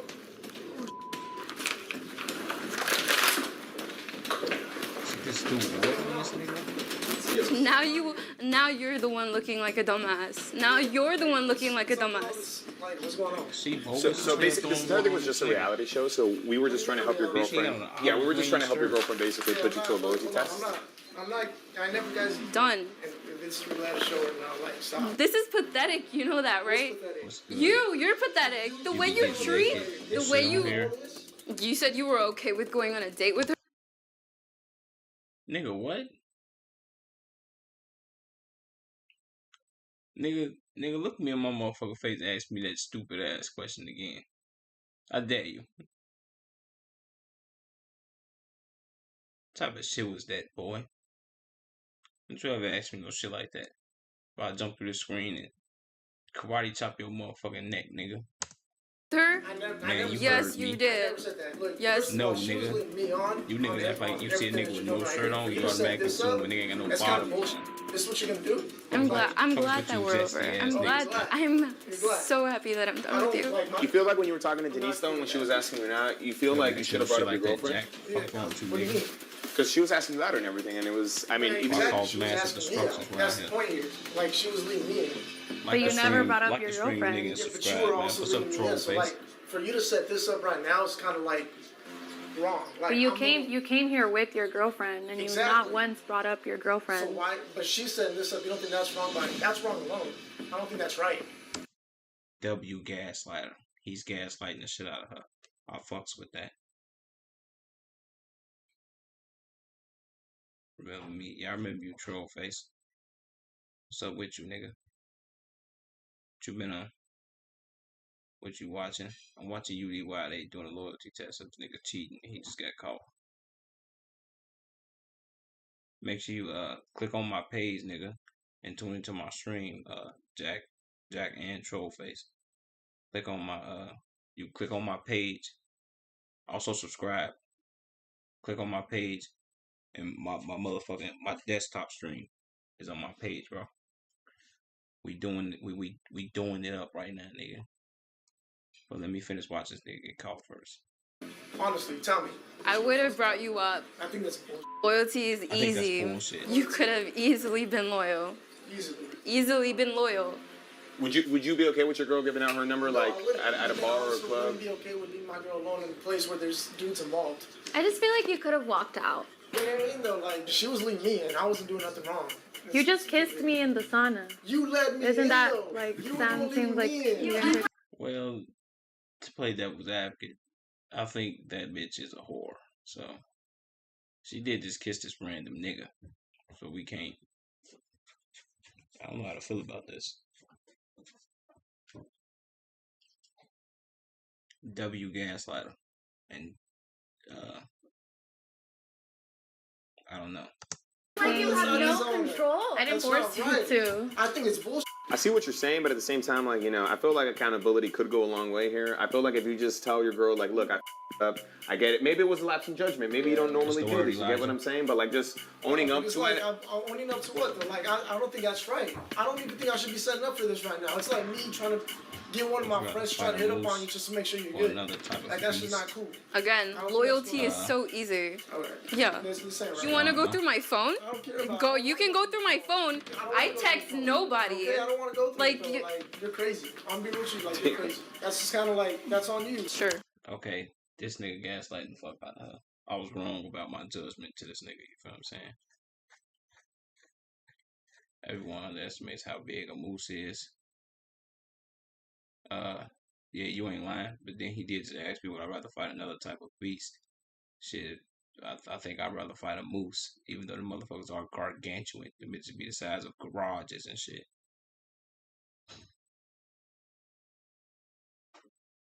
But yeah.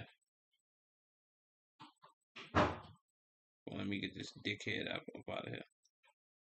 Eat that dick somewhere else, Armand. What the fuck is wrong with you?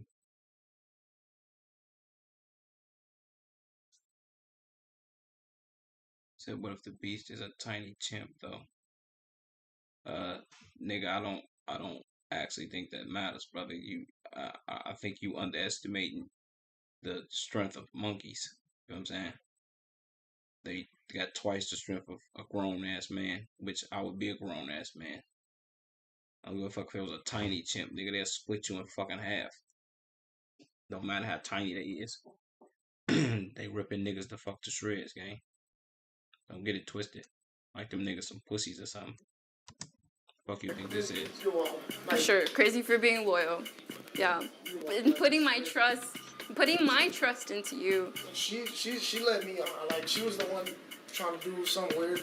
And you accepted that. No, you accepted that. You kissed another girl while having a girlfriend. How is that not doing anything wrong? You're doing that alone. Like, come on, for you to be playing whatever role you want to be playing, like, that is wrong. I thought y'all were literally cool. To prove your loyalty to her, and you're clearly not loyal. Like, y'all bullshit. At this point, it doesn't even matter anymore. Like, what the was all this for? Like, this nigga gaslighting the fuck out of him. And I think I'm kind of fucking with it. I might be on his side now.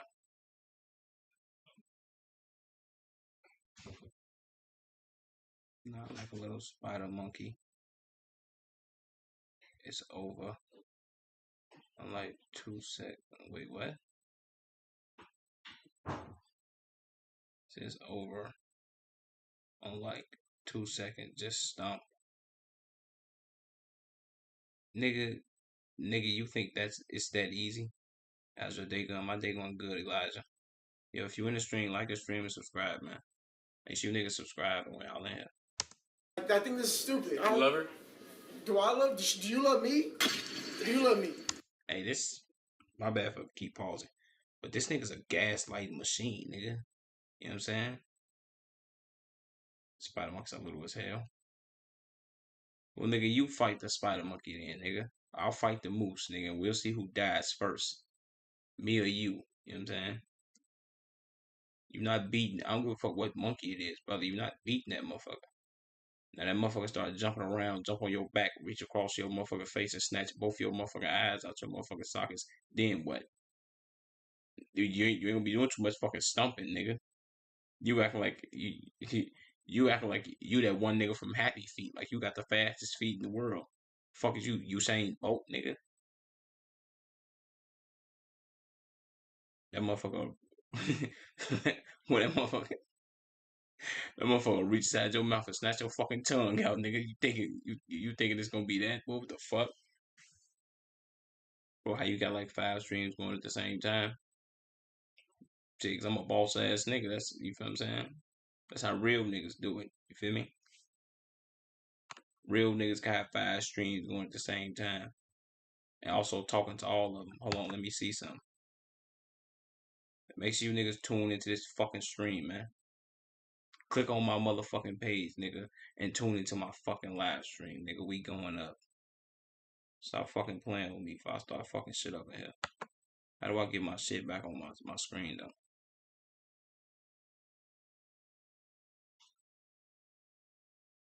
Holy shit. No.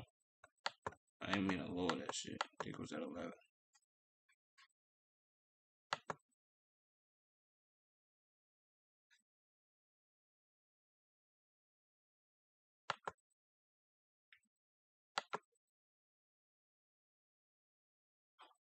Said, nah, you got duplication powers on some shit.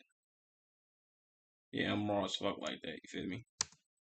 Of course. Tell me, do you love me? So you love me enough to be putting me on this? This is not right. Now yeah, but we're done. I did everything I do to try to provide for you. Like, this is the reason you're gonna show me? I think that's wrong. I'm doing everything I can to try to make you happy. Now we're out here. This is how you're gonna do it. I'm not gonna lie, it looked like you, like, if she would've went for it, you would've let her. No, I wouldn't. I just feel like accountability honestly can go along. Nigga, shut the fuck up, nigga. Michael Porter Jr. looking motherfucker. Get your bitch ass on, nigga. You supposed to be type helping this nigga and helping him gaslight this bitch into manipulation. Now she's sitting here thinking like, damn, am I actually doing some wrong shit right here? Yeah, bitch, you doing wrong. Stop playing with that man. W gaslighter. I'm on his side now. Long way, you know. It's up to her if she wants to keep things going with you, but like, what am I gonna count for? This. If you're not gonna take accountability, just leave. Just leave. Just leave.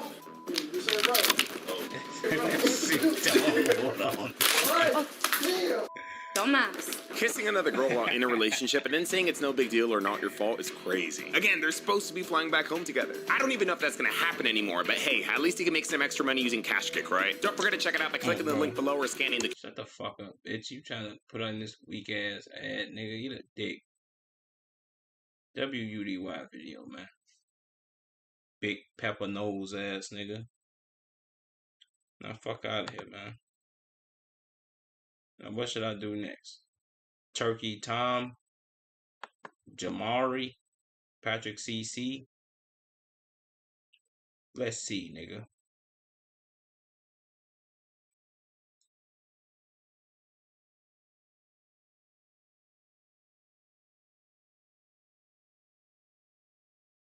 Should I do this? Or should I do... Come on, bro. Stop popping up my shit, man. Hold on, let me pull up OBS real quick.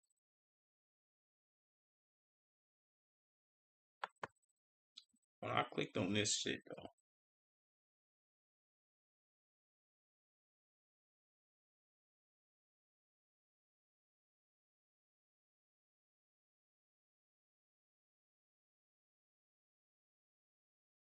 Transition, double click, output, stream, appearance, video, hotkeys, abilities. I think it was an output, wasn't it?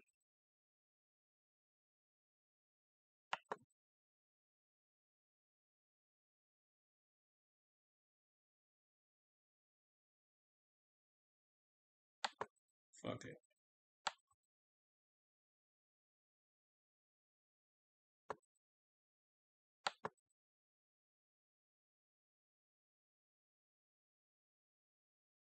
Alright, let's see. This video titled Her Life Was Ruined in 69 Minutes. Let's see. This is Refusion, music powered by AI. Type your idea, add custom lyrics, even remix your own audio. Generate studio quality songs instantly. So a couple of months back, a story went viral online where it was rumored that a college sorority girl had slept with her boyfriend's father. This rumor began after a Snapchat message started going around the Ole Miss campus, and then suddenly it was trending online, with this girl named Mary Kate being labeled as the girlfriend referenced in the Snapchat message. Memes were made, it actually hit #1 on trending, and it was so mainstream that it was being talked about on nationally syndicated programs. Well, now only 2 months later, this girl Mary Kate lawyered up, she is finally speaking out, and not only is she claiming that this whole thing is bogus, but she is also now coming for everyone who aided in the spreading of what she calls a lie that ruins her life. So this was the original photo that started going around after the Snapchat message started going viral, so people could kind of put a face to this story that they were believing. Then someone would post these other photos of her and this guy that I guess is the one from the story that was apparently being cheated on. And honestly, this looks completely fucking photoshopped to me. I mean, it looks like they took a photo of them which was at like some sort of tailgate, and then just stuck them in the foreground of some random Ole Miss football game photo. People even started sharing the dad's information. Obviously, I'm going to have to heavily redact this. And this is the actual Snapchat message that was going viral at that time.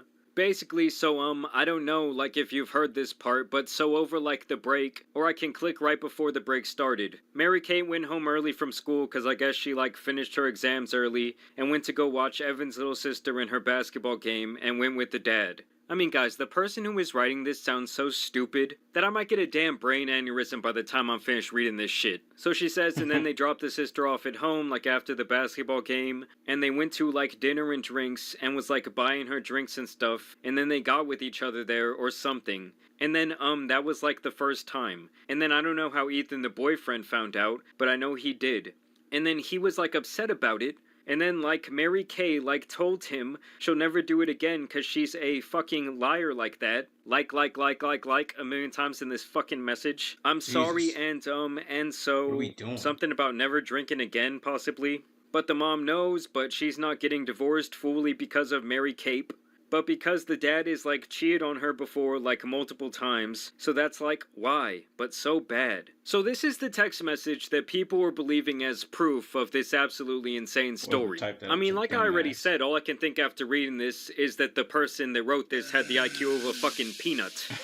Hi there. And people were absolutely running with this narrative. Right under this text message, this guy says, she'd hump a rock pile if it had a snake in it. This can't be true. How does a dad stoop that low? Good grief, man, that's your son. What an effing douchebag. I'm sure all his clients are feeling real comfortable with this. Anybody who ever used the word douchebag is white. I think we all knew that, but anybody in life would say Man, you're a fucking douchebag.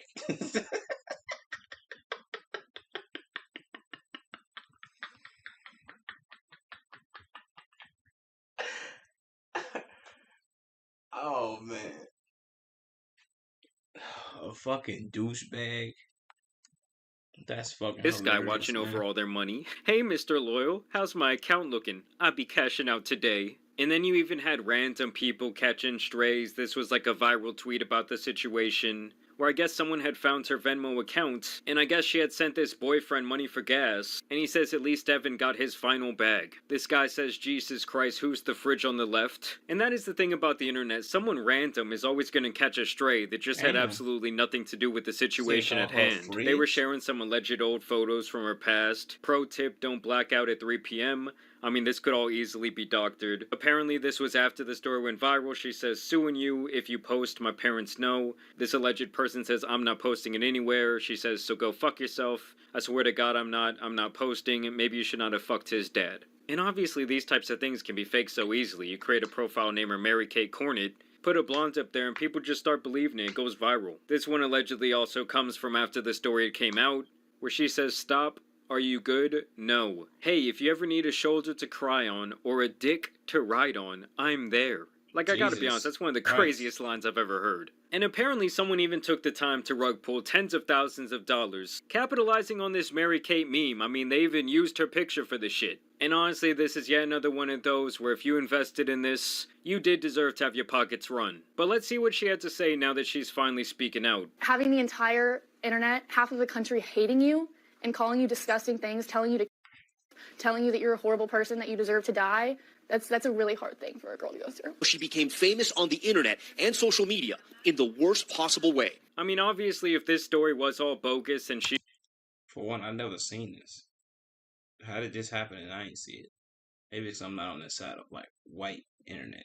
She just got attached to like this random thing that was a complete lie, and obviously the girl was not a public figure before this. I could see how this type of thing would totally fuck up your life. It probably fucks up your entire college situation. It fucks up your relationship. I mean, honestly, I can see it being an absolute nightmare that we now kind of have to deal with in this new social media age. In February, an online rumor went viral, claiming an Ole Miss sorority sister slept with her boyfriend's father. Then, someone attached Cornett's name and photo to it. And it would be one thing if there was like glaring proof of any of this happening, like pictures of her and the dad at the basketball game, maybe some sort of risque text messages between them. But it was really all just that one low IQ Snapchat message. And then once people saw that picture, it was like pouring gasoline on the fire. This disgusting rumor was a top trending topic on Twitter. Within 2.5 hours. Later that night, around 7 p.m., I was #1 trending in the United States. God damn. I felt so helpless and so alone because so many people were hating on me for something that I had no idea anything about.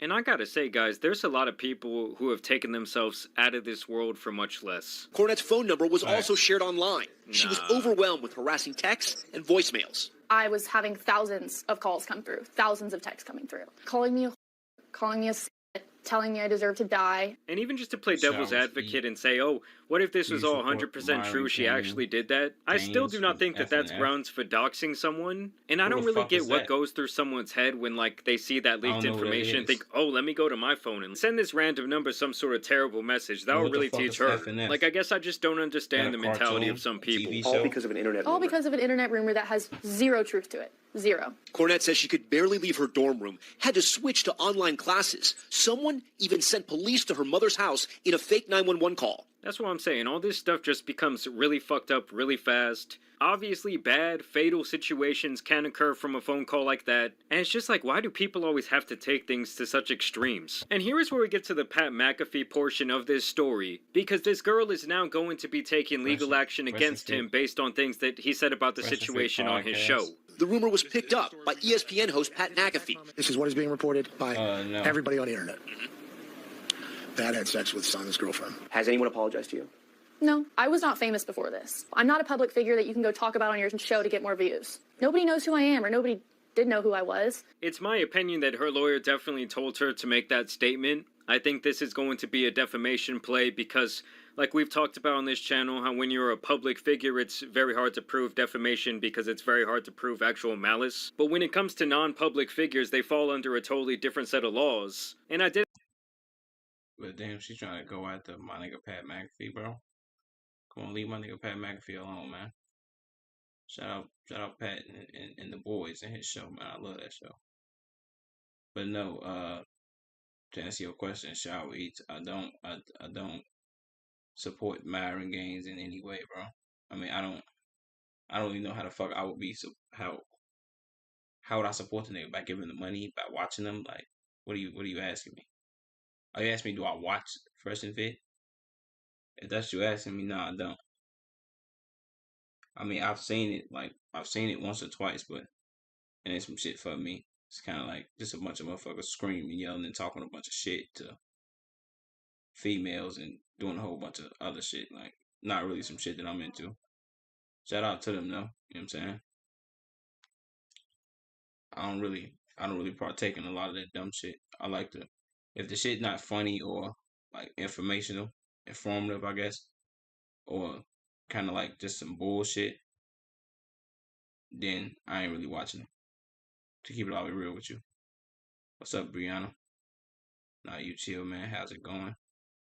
Shit, pretty good. I'm doing decent.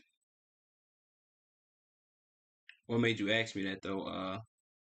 Shao Eats. What made you ask me about the Myron Fresh and Fit nigga? Which one of them is it? Is that the light skinned nigga? Is it the nigga that's always yelling? Is that him? Or no?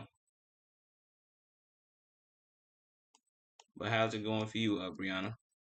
I'm jumping around and shit like that. Hey, yo, when y'all join the stream, make sure y'all smash that like button, smash that subscribe button, and tune into my live stream. Click on my page and watch my desktop streams. We doing desktop reactions right now. You know what I'm saying? Instead of y'all being here, I am reading this chat because I can't see my other chat. But yeah. AJ, what the fuck is wrong with you? See, look, now I gotta time you out, man. Don't you ever call another nigga daddy, nigga. That's gay. What's up, Kayla? What's up with you? But yeah, what made you ask me that, shall we? Like, you fuck with the Fresh and Fit shit, or what's up? That shit, that question was kind of like out of left field.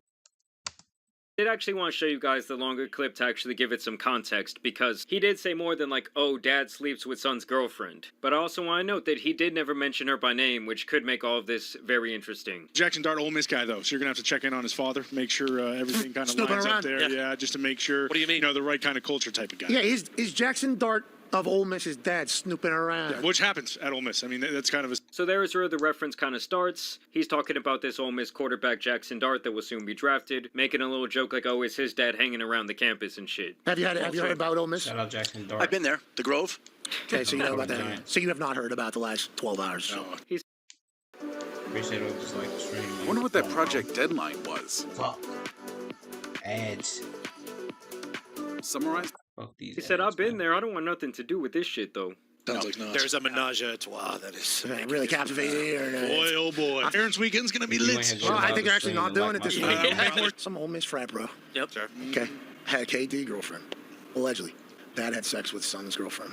And that was pretty much the end of Pat's comments right there. Because the people who were talking about it are the people that I would want to take a picture with if I saw it in public. They're people that I watched. Pat McAfee, ESPN, that's on my living room TV every single night. Because I used to look up to these people, and now these same people are making me feel worthless. So do you guys think it will matter, like in the court of law, that he didn't actually mention her by name? Now, he did make allusions like frat bro, and I think he referenced maybe her sorority. I think I can definitely see the comments being a little bit divided on this one. So do you think if they actually take...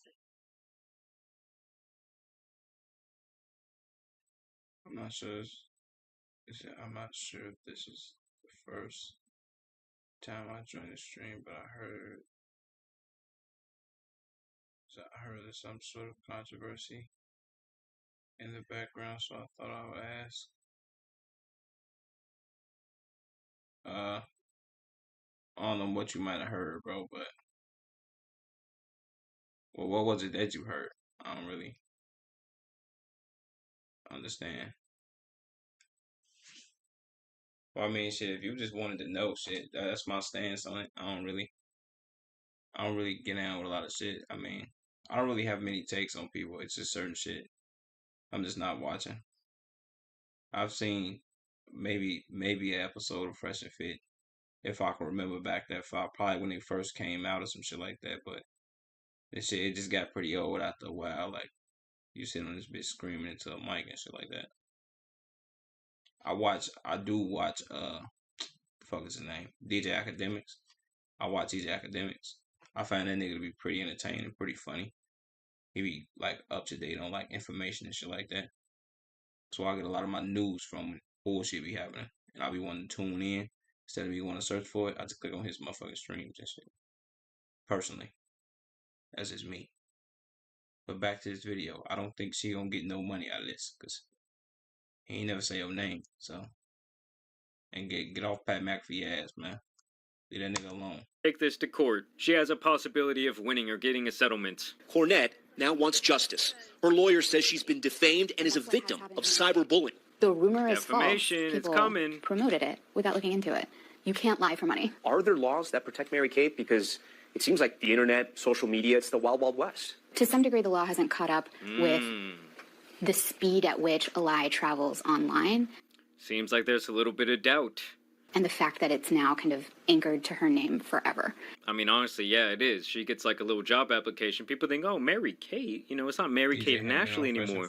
Defamation exists. There's growing protections against cyberbullying. There's growing protections against, making fake pictures, which has also happened to Mary Kate. Well, yeah, like they're definitely going to have to change up the laws when it comes to online and social media activity, especially with the way like AI can be used. I mean, someone's life and reputation can be ruined forever just based on some photoshopped image, some AI shit. Why my daughter? She wasn't looking for any of this. She never asked for any attention. She's just trying to be a freshman in college. Damn.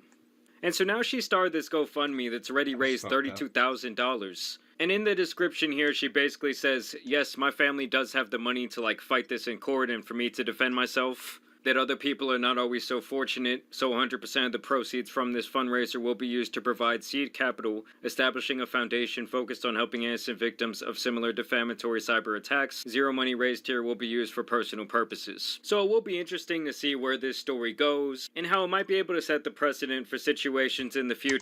That bitch lying. That money going in her motherfucking pocket. That's how the rich stay richer. They take from others and put it in their own goddamn pocket. Bitch, stop lying. All that money will be used for personal use.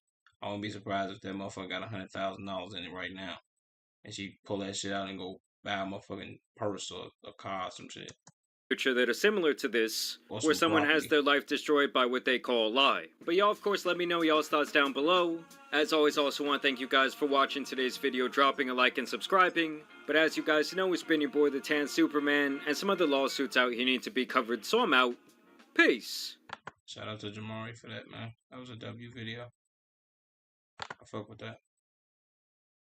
Now, should I do another Jamari video or should I do Patrick CC? You motherfuckers in here tuned into my motherfucking stream, man. Y'all gonna make me destroy one of y'all, man. If you in my stream right now, man, go tune in to my other stream that's on my page, man. And go smash that like button and run it up over there. Show me some motherfucking love, y'all. Click on my motherfucking stream right now, nigga. I forgot what the fuck I was finna do. But yeah, make sure y'all come over here. Show a nigga some motherfucking love, man.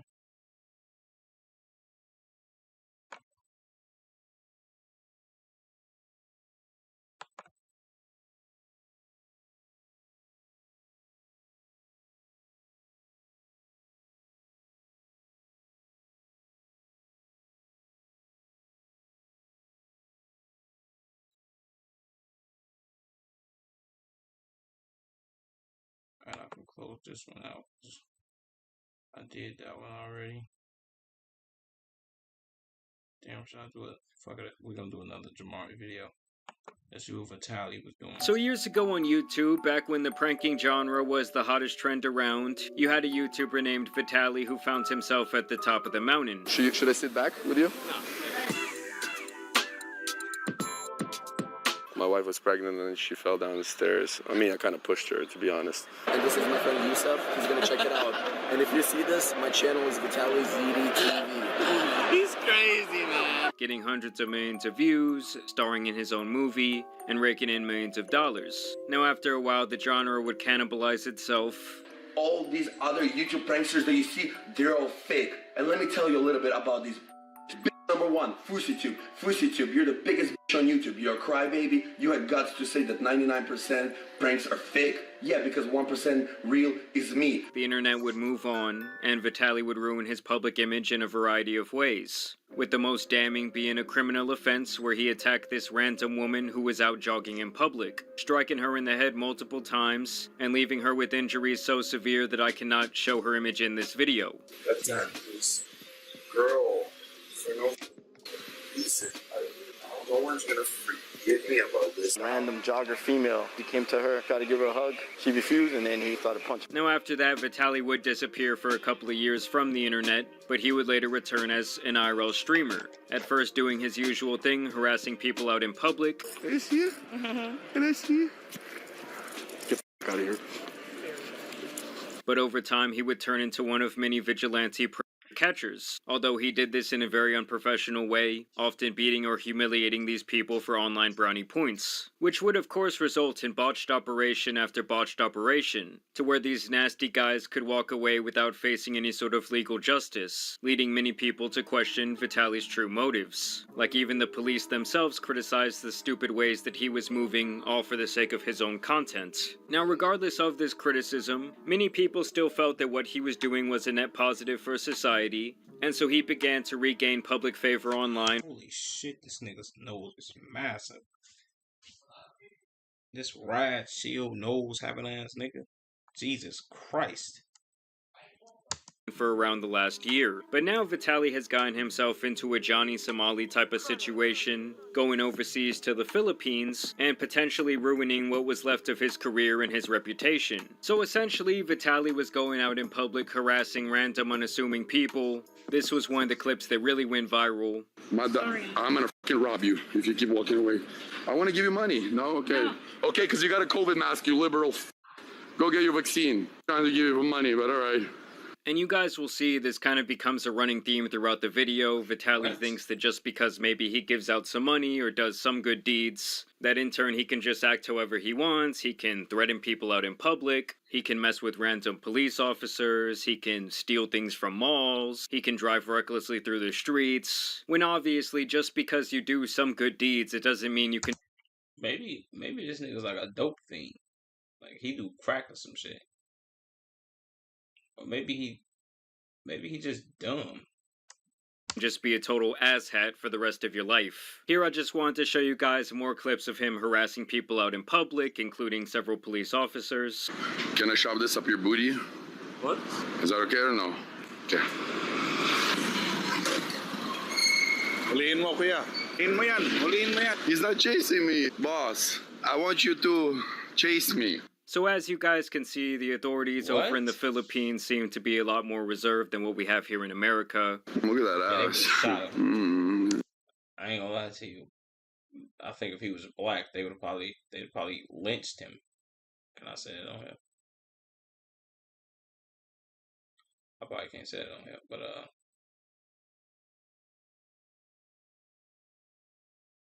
my bad, YouTube. I don't really know if I can say that. Fuck it, let's get back to the reaction. I'm chatting. I'm gay. Autistic. I'm autistic.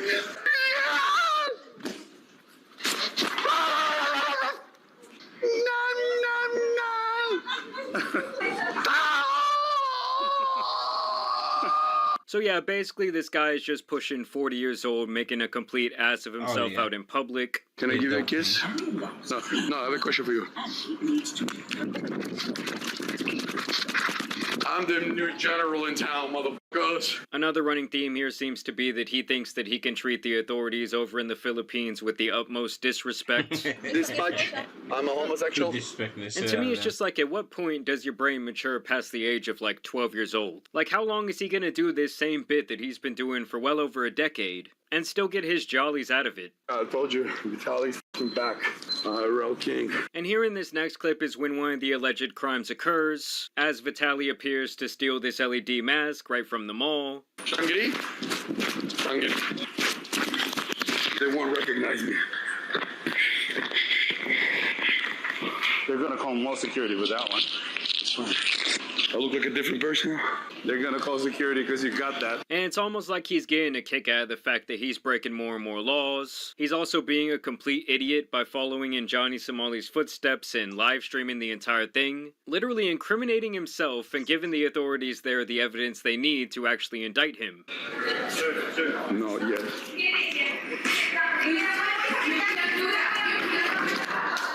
And I just truly have to wonder, who sits at home for hours on end and actually enjoys digesting this type of content? Like, can you imagine in your formative years being raised by this type of idiot? Things are gonna end bad. I'm gonna get arrested, oh no! Oh no, mommy! Oh no, mommy, I'm gonna get arrested! And honestly, for Vitaly, that would not age well at all. Hello! That's my only fan left in the chat. I buy this from the store. Shangri-La po ito. Saan po yung Shangri-La? Dadali ba sa araw sir? Here, film yourself. Let me see. Oh my God, so many laws have been broken today. And as it turns out, his buddy there was absolutely correct. Here's just a bonus clip of him driving recklessly through the streets of the Philippines. Shit. Oh, shit. So the idiot is kind of just running around, racking up charge after charge. Obviously, the people of the Philippines were not happy after all of this started going viral. They even started this petition. Never seen such arrogance. Russian YouTuber Vitaly came to Wii Sports, disrespected our local staff, refused a safety helmet, then ran away, and told his livestream followers to destroy our business with fake reviews to 1 star. No, I'm gonna make a lesson out of him, because I was nice to him. He lost. No. That's his? Are you sure that's his? Yeah. I don't want to destroy someone's business. That's his? Wii Sports, go leave a Yelp review. 1 star.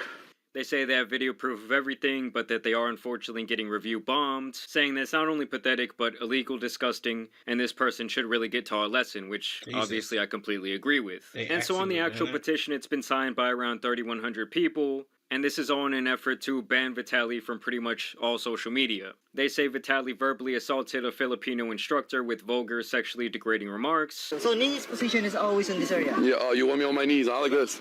Nini's position. Like that? You want me to like ride you like a reverse cowgirl? Okay.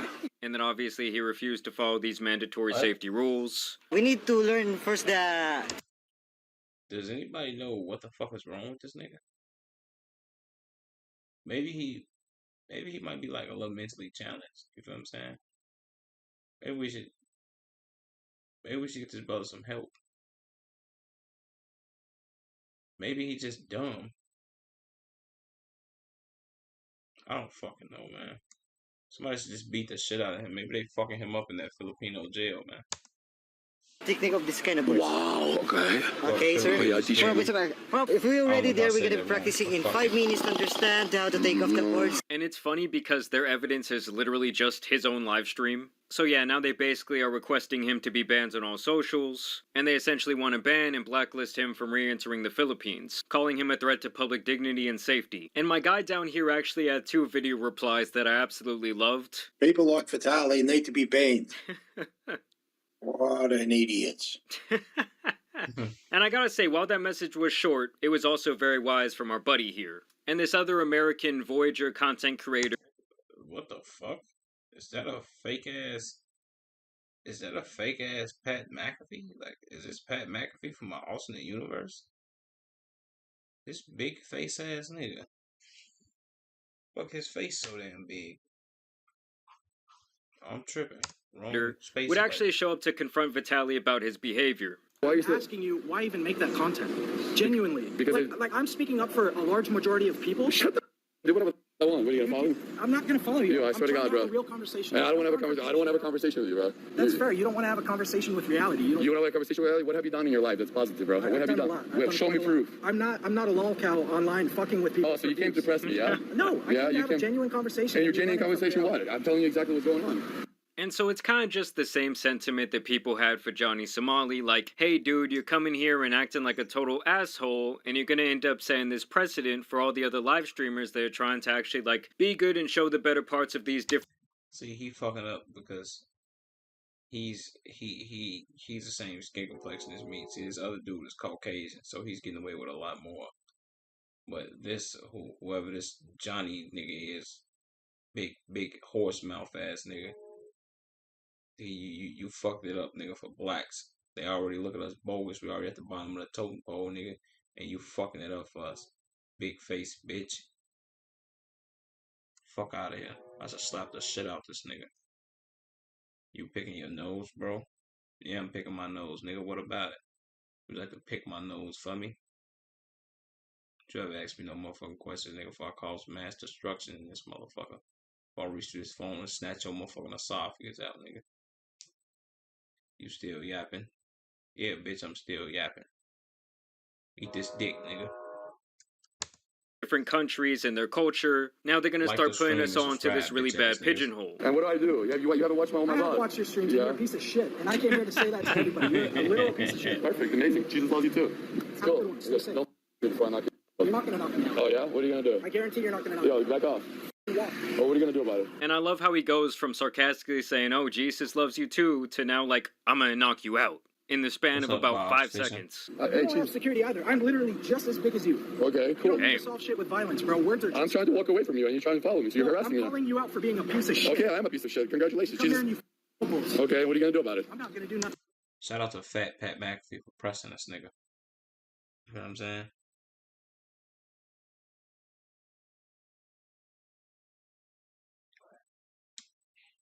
What's up with you balls fishing, man?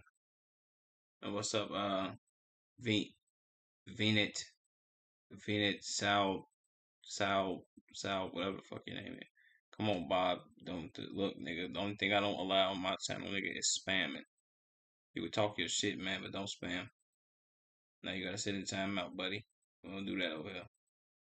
No spamming. I might reduce your timeouts like 10 minutes or some shit, but don't spam, bro. That pisses me off.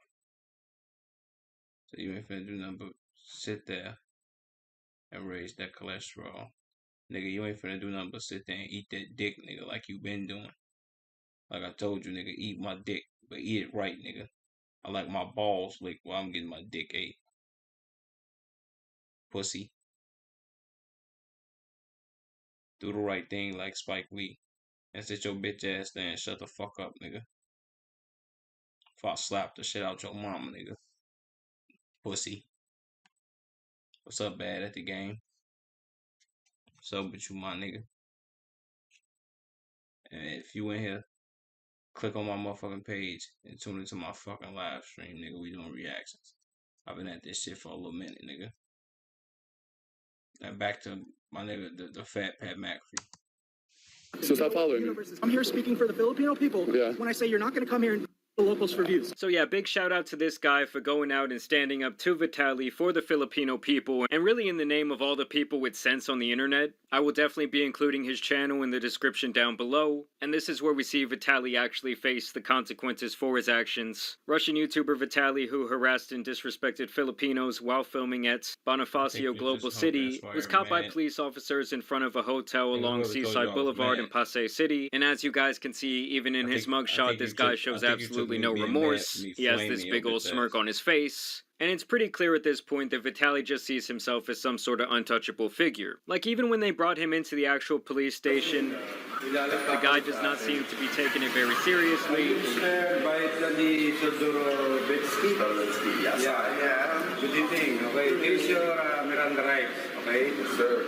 You have the right to remain silent. So they read him his Miranda rights while he continues to smirk and even make kissy faces at the camera. It's obvious that he thinks this entire thing is kind of just a big joke, and he likely thinks that maybe he will just get deported at this point, and that they'll essentially just want to make this someone else's problem. Then they would actually hold a public press conference for Vitaly. In a lot of ways, I think they're trying to more or less make an example out of him. Today, Vitaly was dragged out in cuffs for a public press conference in the Philippines after his arrest on multiple criminal counts. This will absolutely disincentivize nuisance streamers. Huge W in fighting these criminals. Other nations take note. Philippines did it right.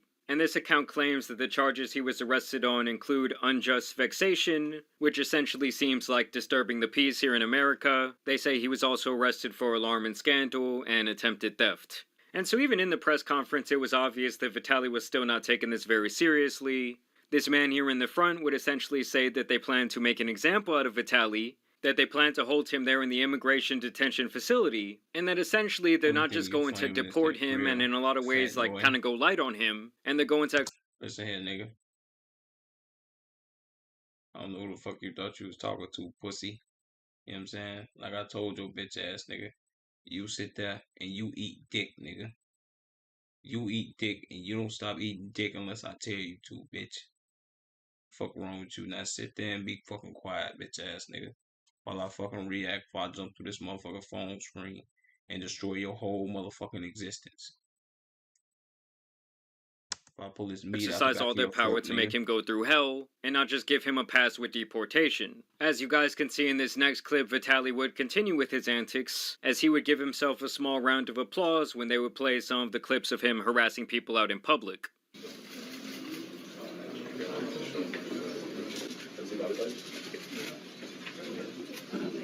And so obviously the guy has absolutely no respect for the Philippines nor their people. Like even just walking into the courtroom that day, it seemed like he tried to have like this Tate Brothers coded photo shoot where he does the infamous hand sign.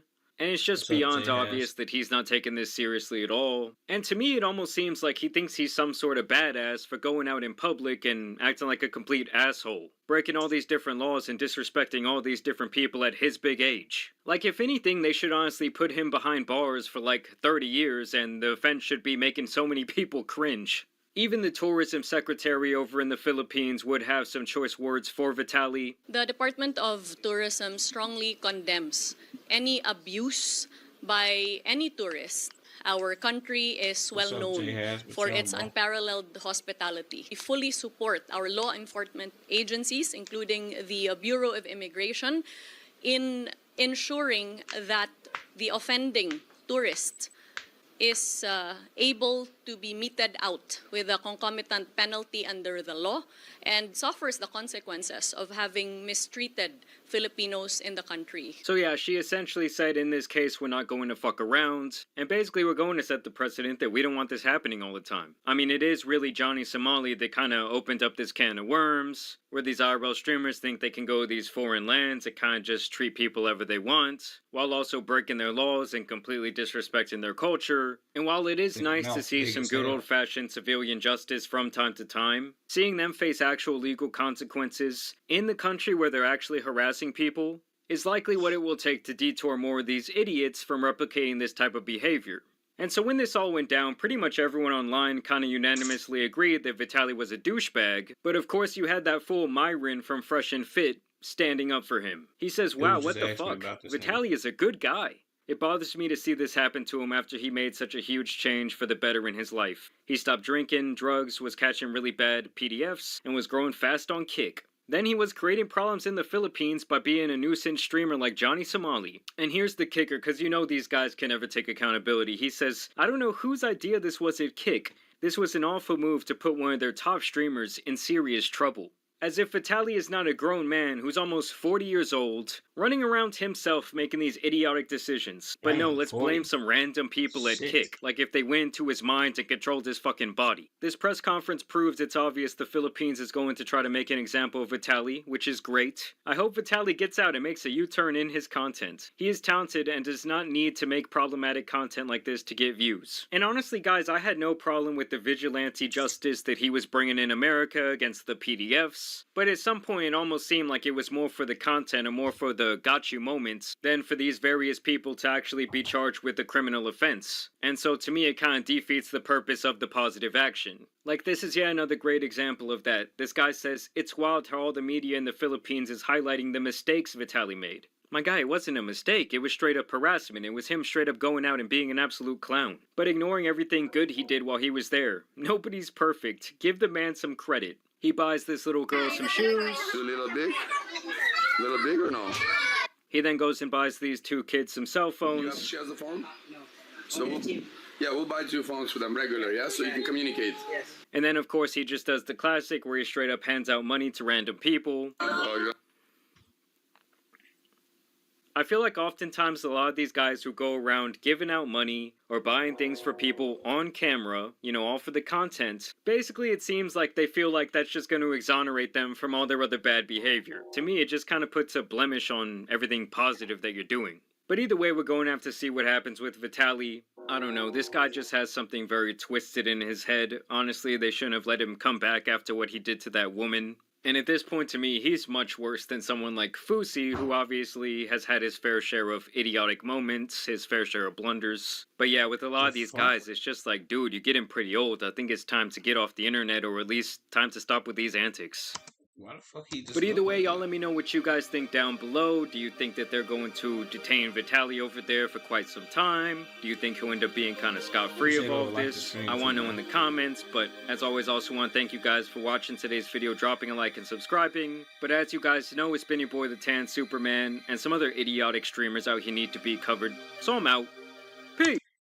W video. I fuck with that. We watched enough of Jamari. Let's get into my dog, Patrick CC.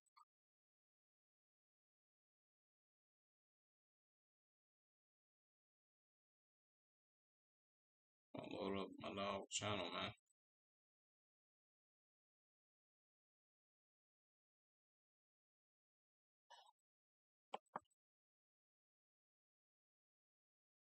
I don't know if I've been streaming over there. Damn, 2 hours, 35 minutes. Shit. It's a long ass fucking time. Fuck it. But what was I fixing to get into? This can be the talk to a triangle. Or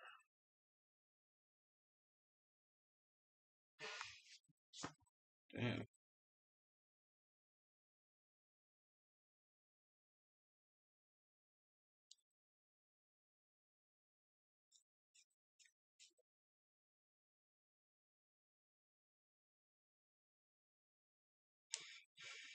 Yo, if you in the stream, like the stream, man. Also, go tune in. We doing motherfucking reactions, man. I'm gonna react to my dog, Patrick CC. Come tune into the motherfucking stream, man. We over here. Click on my motherfucking page. Click on my page and join the desktop stream. I'm finna end this stream right quick. So I can I might end this stream and start it back up and shit. But yeah. Go join my desktop stream. I'm finna get up off this motherfucker. I love y'all though, man.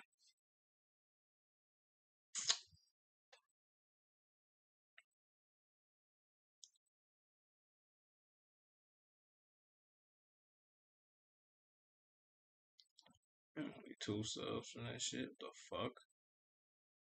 That's weak as hell. Fuck it, we gonna spark up another one.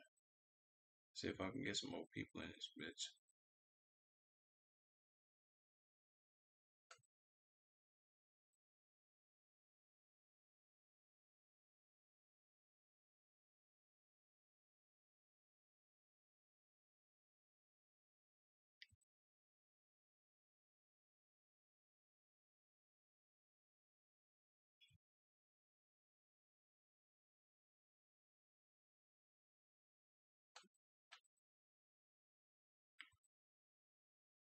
This shit like TikTok.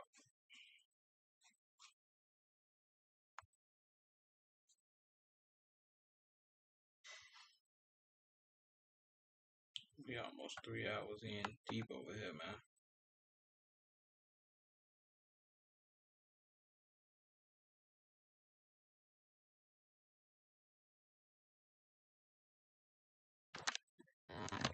Pull up this motherfucker real quick.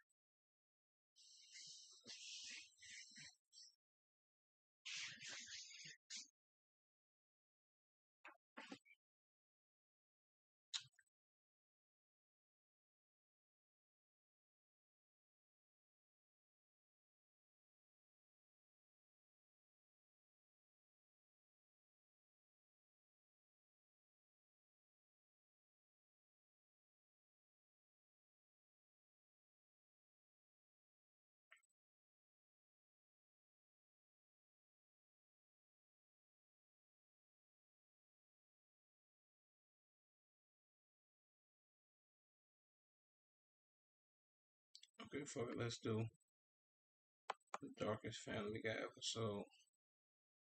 Banned from TV. What episode is this? I've seen damn near every episode of Family Guy. Make your browser fast. Make your browser safe. Make your browser Chrome. Choose Google Chrome for your computer.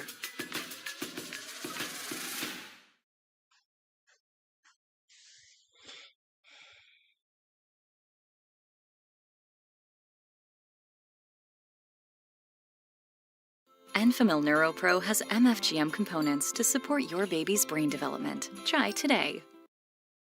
In the early 2000s, a literal cartoon war broke out. Writers of The Simpsons, South Park, King of the Hill, and Ren and Stimpy were all attacking Seth MacFarlane's Family Guy. But it's not hard to see why they were upset. Family Guy was successful by repeating the same lazy comedic formula over and over again for decades, leading to 9 Primetime Emmy Awards and even a Grammy nomination. With tensions at an all-time high against Family Guy, Seth MacFarlane finally decided to respond to the criticism. And as a result, he created one of the most controversial episodes in animation history. It was so bad that the Fox network refused to air it on live TV, and many lost respect for Seth MacFarlane forever. What about South Park? They can go to hell. Seth MacFarlane had a dark sense of humor, and he wanted to push the boundaries in the animation industry. As a kid, he was obsessed with cartoons like the Flintstones and Woody Woodpecker. He would spend hours drawing and studying these classic animated shows. By the time he was 9, he was already publishing a weekly comic strip for his local newspaper. But unlike other aspiring animators who were writing kid-friendly cartoons, MacFarlane's humor was intentionally offensive. He wasn't interested in heartwarming stories, he wanted to stir the pot with edgy jokes. Did he get in any trouble for his drawing? Yeah.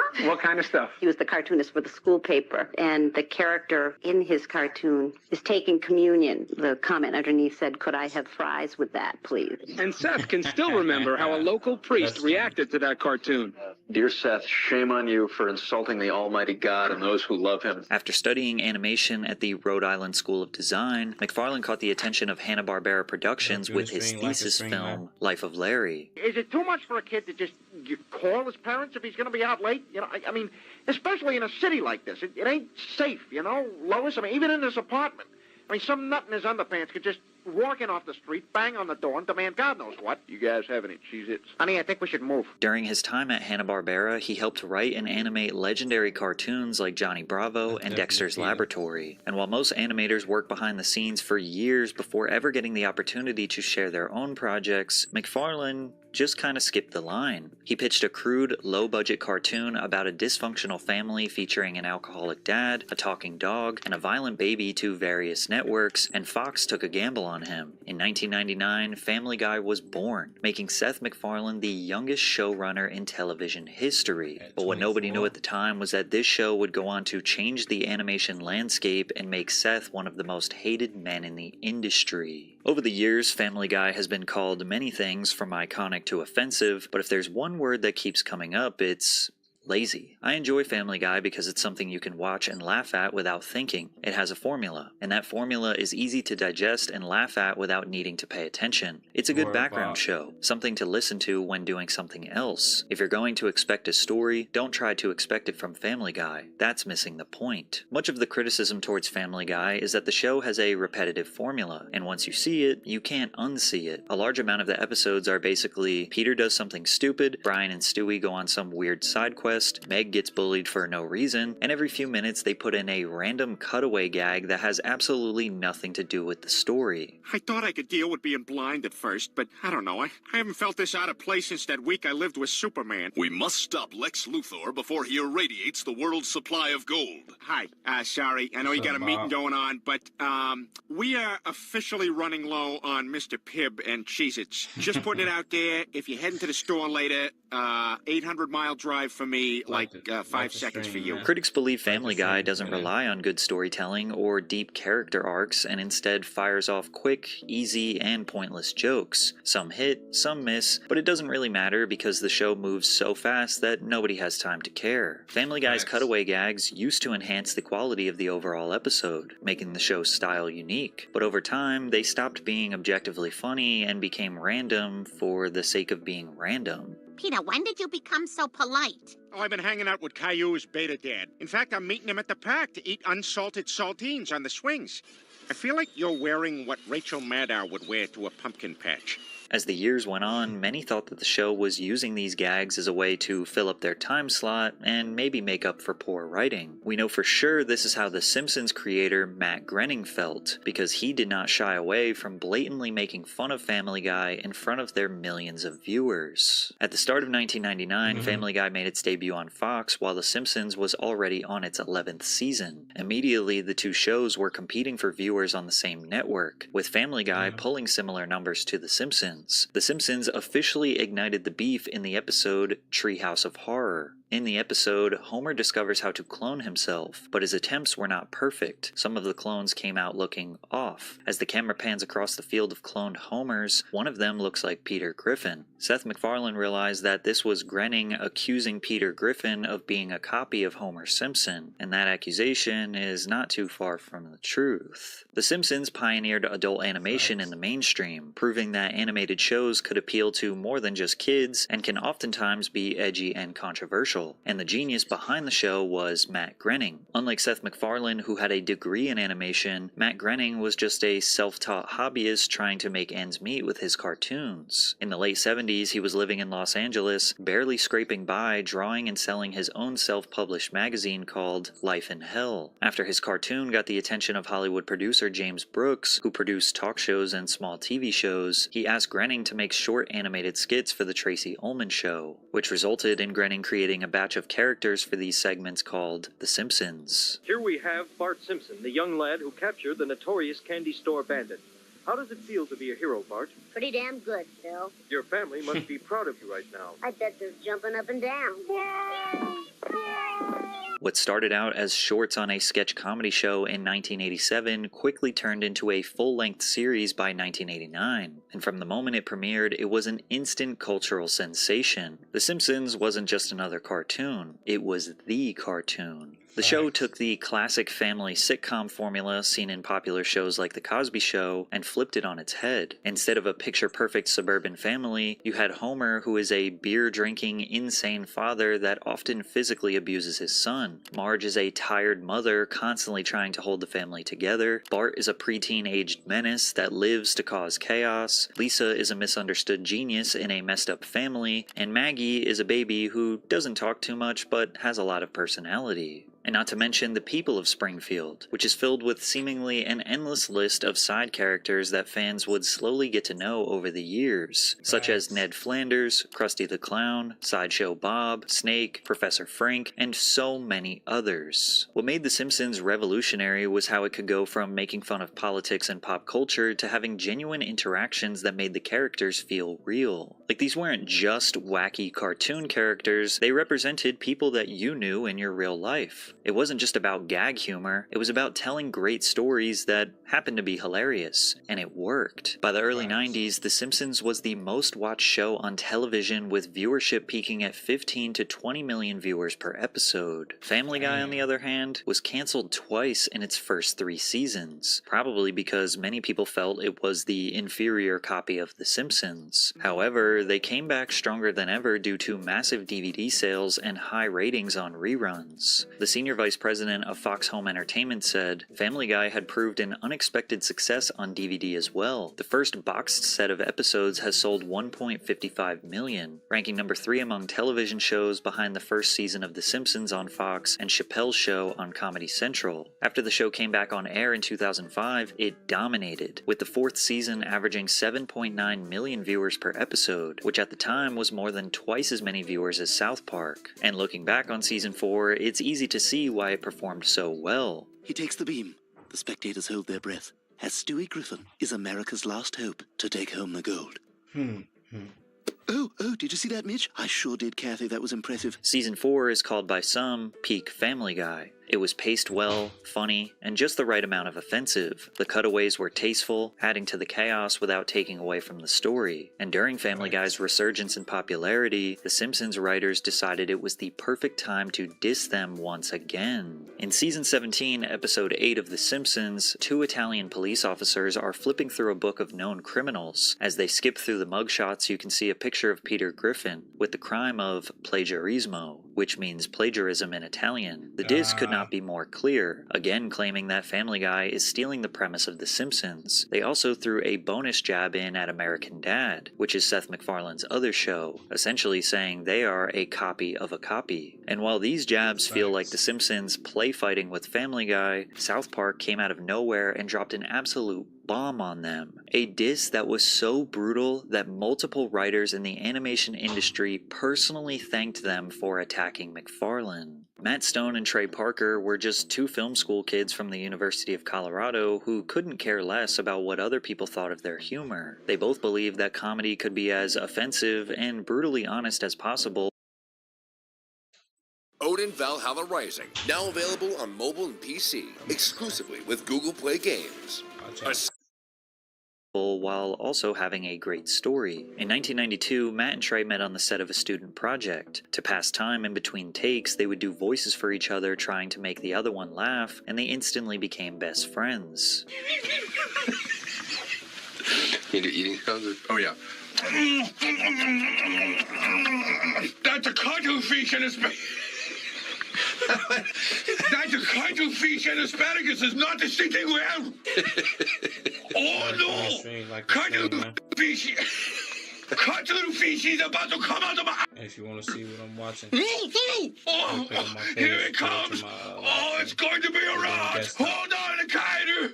I believe in you! At the end of every semester, the film department put on a student screening, and since it was right before Christmas, they needed something Christmassy. So Matt and Trey decided to use construction paper cutouts to animate characters and make their first short together called Jesus First Frosty, which would lay the foundation for what we now know as South Park. After college, both Matt and Trey moved to LA, where they would meet Fox executive Brian Graydon at a screening of their indie film, Cannibal the Musical. Brian loved their style so much he decided to help spread their work around the industry. After some back and forth negotiations with companies like Fox and MTV, Comedy Central decided to greenlight the first episode of South Park. Although it is still in the adult animation genre, South Park takes a different approach than Family Guy and The Simpsons. South Park is all about creativity and unpredictability. One week, the elementary-aged kids are dealing with normal school drama, and the next, they're fighting a war against gnomes stealing people's underwear. And yet, that's still not even the craziest situation these kids have gotten into.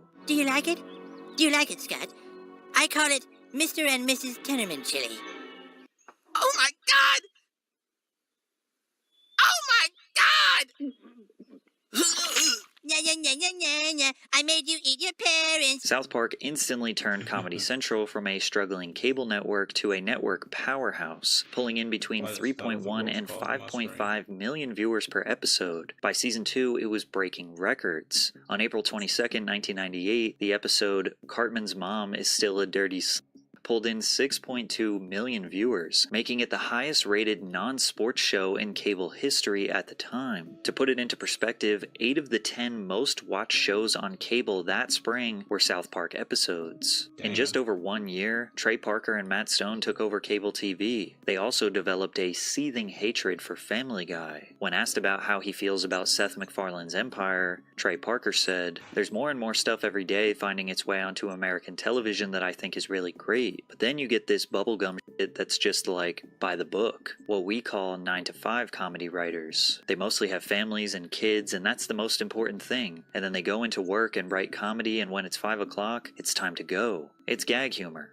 And gag humor drives us crazy, where it's just like, here's a gag, here's a gag. It's got nothing to do with what's going on in the show, just like, here's a gag. And anyone who writes comedy knows that that is the very easiest, simplest thing to do, and you don't really need any talent to do it. You just need to learn the craft and do it. Similar frustrations were expressed by John Kricfalusi, the creator of the iconic cartoon Ren and Stimpy. If you're a kid wanting to be a cartoonist today, and you're looking at Family Guy, you don't have to aim very high. You can draw Family Guy when you're 10 years old. You don't have to get any better than that to become a professional cartoonist. The standards are extremely low. Tensions in the animation industry were at an all-time high, with more people speaking out against Family Guy than ever. So in 2006, Matt and Trey decided to escalate the tension to a full-blown war. South Park released a 2-part episode titled Cartoon Wars. In the episode, Cartman really wants to sabotage Family Guy because he hates their lazy gag writing. As Cartman arrives to the Fox Network writing room, he is shocked to learn that Family Guy is written by manatees who pick random idea balls from a tank. Each ball contains a verb, noun, or pop culture reference, which the manatees choose an idea ball and swim it over to the joke combine. South Park essentially proves how formulaic and ridiculous Family Guy jokes are by assembling 5 idea balls that say laundry, date, winning, Mexico, Gary Coleman. Peter, you didn't do the laundry today. You think that's bad? Remember the time I won a date to Mexico with Gary Coleman? ¿Qué pasa, señores? What you talking about, Willis?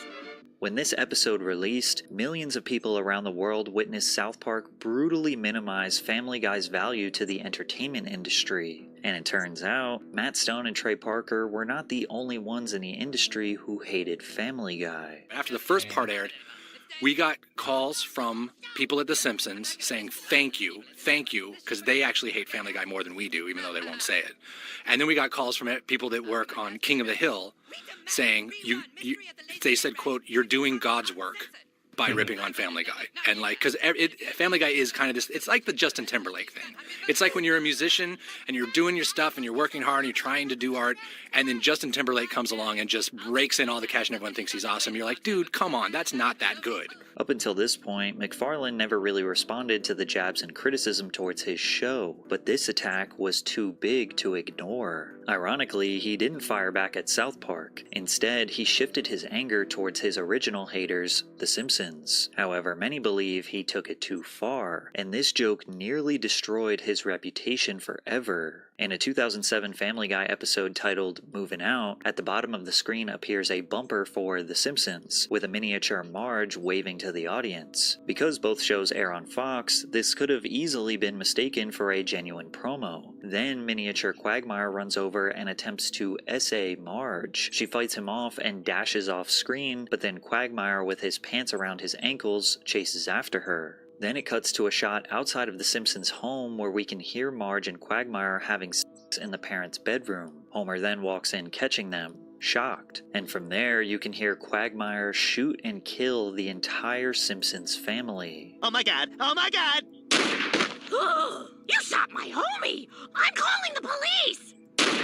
So, Simpsons R-word and murder. Yeah, that got dark real fast. Damn. This scene was so brutal, it actually never made it to live TV. The only reason we ever got to see this scene was because it was included in the Family Guy DVD box set. Also on the DVD, Seth MacFarlane does a director's commentary where he discusses this specific scene, doubling down that he feels this joke was not too far and it should have been aired. I'm not going to be diplomatic. Because what happened here was fucking bullshit. This is a gag I got a call from the network saying, you can't do this. You cannot do this gag. And with The Simpsons, and I said, why not? They've made fun of Family Guy like 5 times, which they're entitled to do. I mean, they make fun of everyone, and so do we. So why can't we take a little shot at them? And they said, well, because we want to end the feud. And I said, well, what feud? What are you talking about? I mean, I had talked with Matt Groening, who has a wonderful sense of humor about this stuff. And, there's no feud. Plus it's... We actually have had a couple of writers, Simpson writers, who have written for Family Guy, Richard Pell and Brian Scott. Yeah. I mean, they've taken many, many shots at us, again, all of which have been funny. And Fox said, well, this seems a little personal. And I said, well, how could it be any more personal than a picture of Peter Griffin on a wanted poster that says plagiarist? They made fun of me. Why can't I make fun of them? Seth, you shot a baby. Likely due to the network just wanting the beef to be over, both Family Guy and The Simpsons stopped taking jabs at each other for a while. Allegedly, Matt Groening was upset with Seth for many years after this, and although Seth MacFarlane never apologized for this explosive joke, he has been very honest about his admiration for The Simpsons and Matt Groening. And The Simpsons guys don't like you either, right? That's more of a friendly rivalry. They take shots at us, we take shots at them. Matt Groening is a friend of mine. He's a great guy. That's more of like a, all in good fun kind of thing. He even wrote a line in a Family Guy episode essentially admitting to stealing from The Simpsons. Get up. You're on my side of the bed. Peter! We act like we didn't take a lot from The Simpsons. We took a lot from The Simpsons. They seemed to make amends by doing an official Simpsons and Family Guy crossover episode in 2014, however there was still a tiny bit of tension behind the scenes. In the end, everyone from both camps loved it, except maybe Seth MacFarlane. The running theme of the episode was that Family Guy stole everything from The Simpsons. They made this point over and over and over and over. Apparently at some point Seth told his staff, "Guys, enough." It's clear that Seth MacFarlane does hold The Simpsons in high regard, but he also believes he deserves his respect. After all, Family Guy did win 9 Primetime Emmy Awards and is loved by millions of fans around the world. And it's actually because of this success that the South Park creators are jealous and hold resentment towards him, with Trey Parker saying, "The biggest thing is that you put everything into your show. It's like you've got to die for it. When you're an artist, you've got to say to yourself, this is all that matters, and if it kills me, so be it." And then you have the Family Guy writing staff who come in 9 to 5, write their gags, and go home. But what I absolutely must say to you is that this totally, purely 100% completely comes from a place of jealousy, because when we're sitting there in our room, it's 3 in the morning and we're 12 hours from having to air, and we don't have like a third act, wondering why we do this to ourselves. We're just totally jealous of their job. At the end of the day, these shows are all completely different styles of comedy, and whichever one you love the most is just down to personal preference, and they all will be considered legendary in the history of adult animation. Facts. Damn, I ain't realized. Make your browser fast. That's crazy.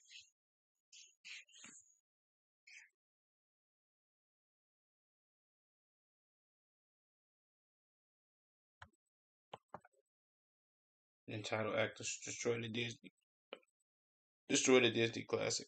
Disney was warned for years that their live-action remake of Snow White would be an abysmal failure. They ignored the warnings and instead made every wrong decision possible, leading to a box office bomb. Theaters around the world are empty. The film sold 50% less than they projected. It earned a 1.6 out of 10 star rating on IMDb, a 20% rating on Rotten Tomatoes, the CGI dwarves will give you nightmares, and the little people they replaced with CGI have filed a class action lawsuit against Disney. Walt Disney himself is turning in his grave because he personally requested that the company should never change, alter, or remake Snow White, but they did it anyway by casting Rachel Zegler, who insisted that they change the entire film to make it more politically correct. Rachel called the original Prince Charming a stalker, insisted that Snow White was not yearning for love, but actually dreamed of being a leader. Rachel also demanded she be paid more for, quote, standing in a dress for 18 hours.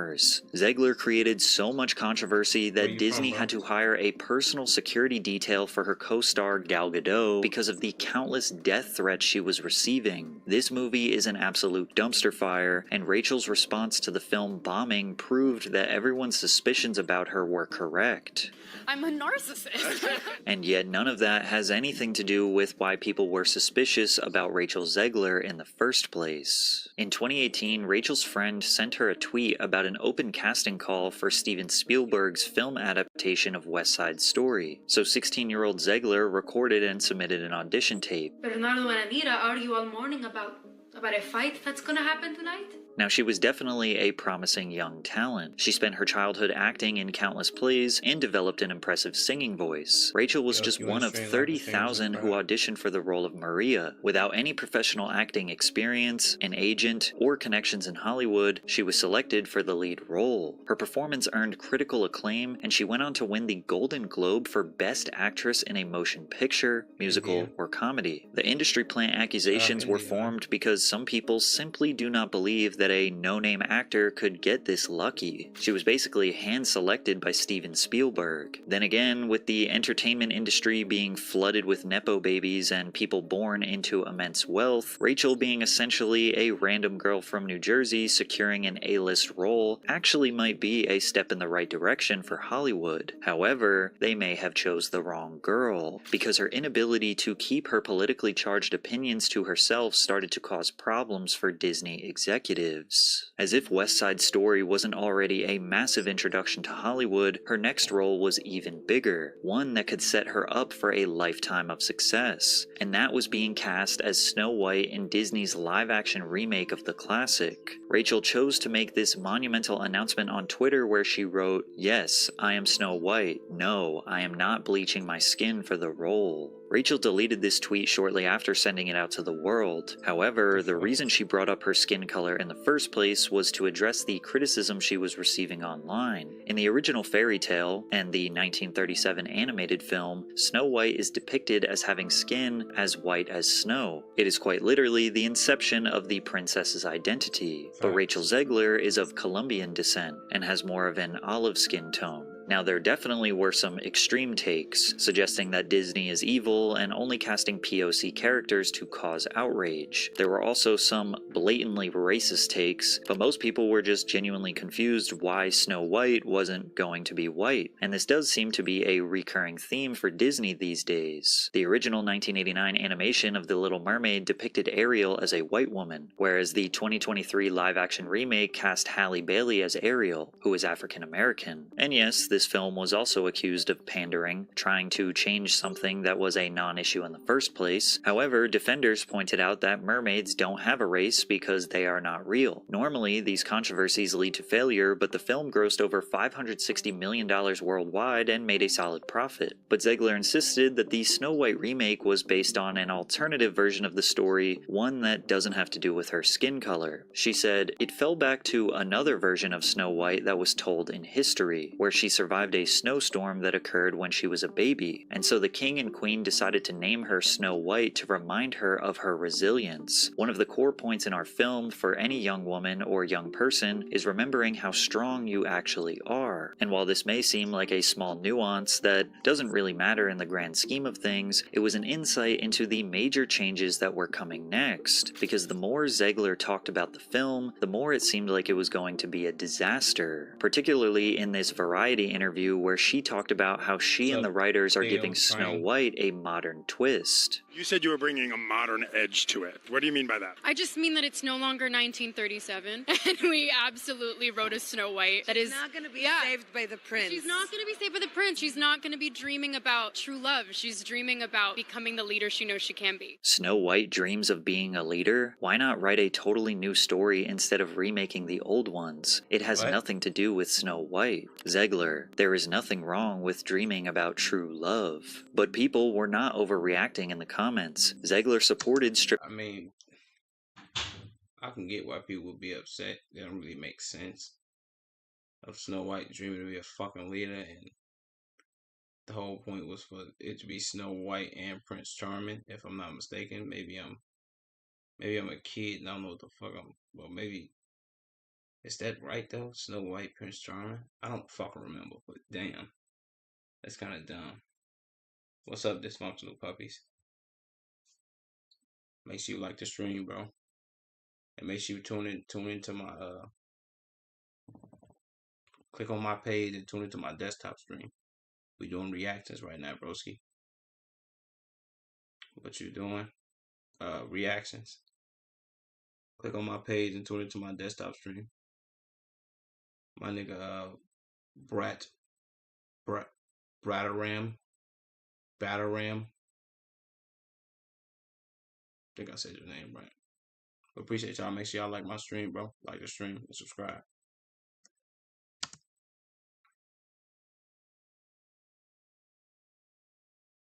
stripping this classic story of its roots. I mean, you know, the original cartoon came out in 1937, and very evidently so. There is a big focus on her love story with a guy who literally stalks her. Yeah. Weird. So we didn't do that this time.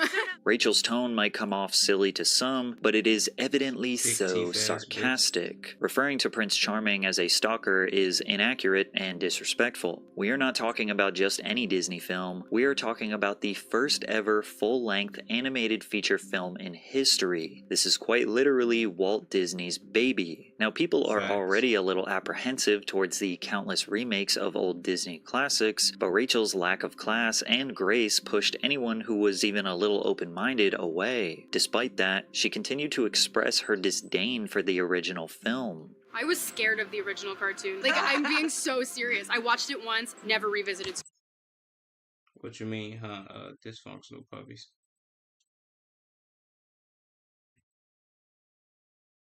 What happened? Ah, fuck my face. Well, not fuck my face. Pause on that. That was gay as hell. I don't know why I said that.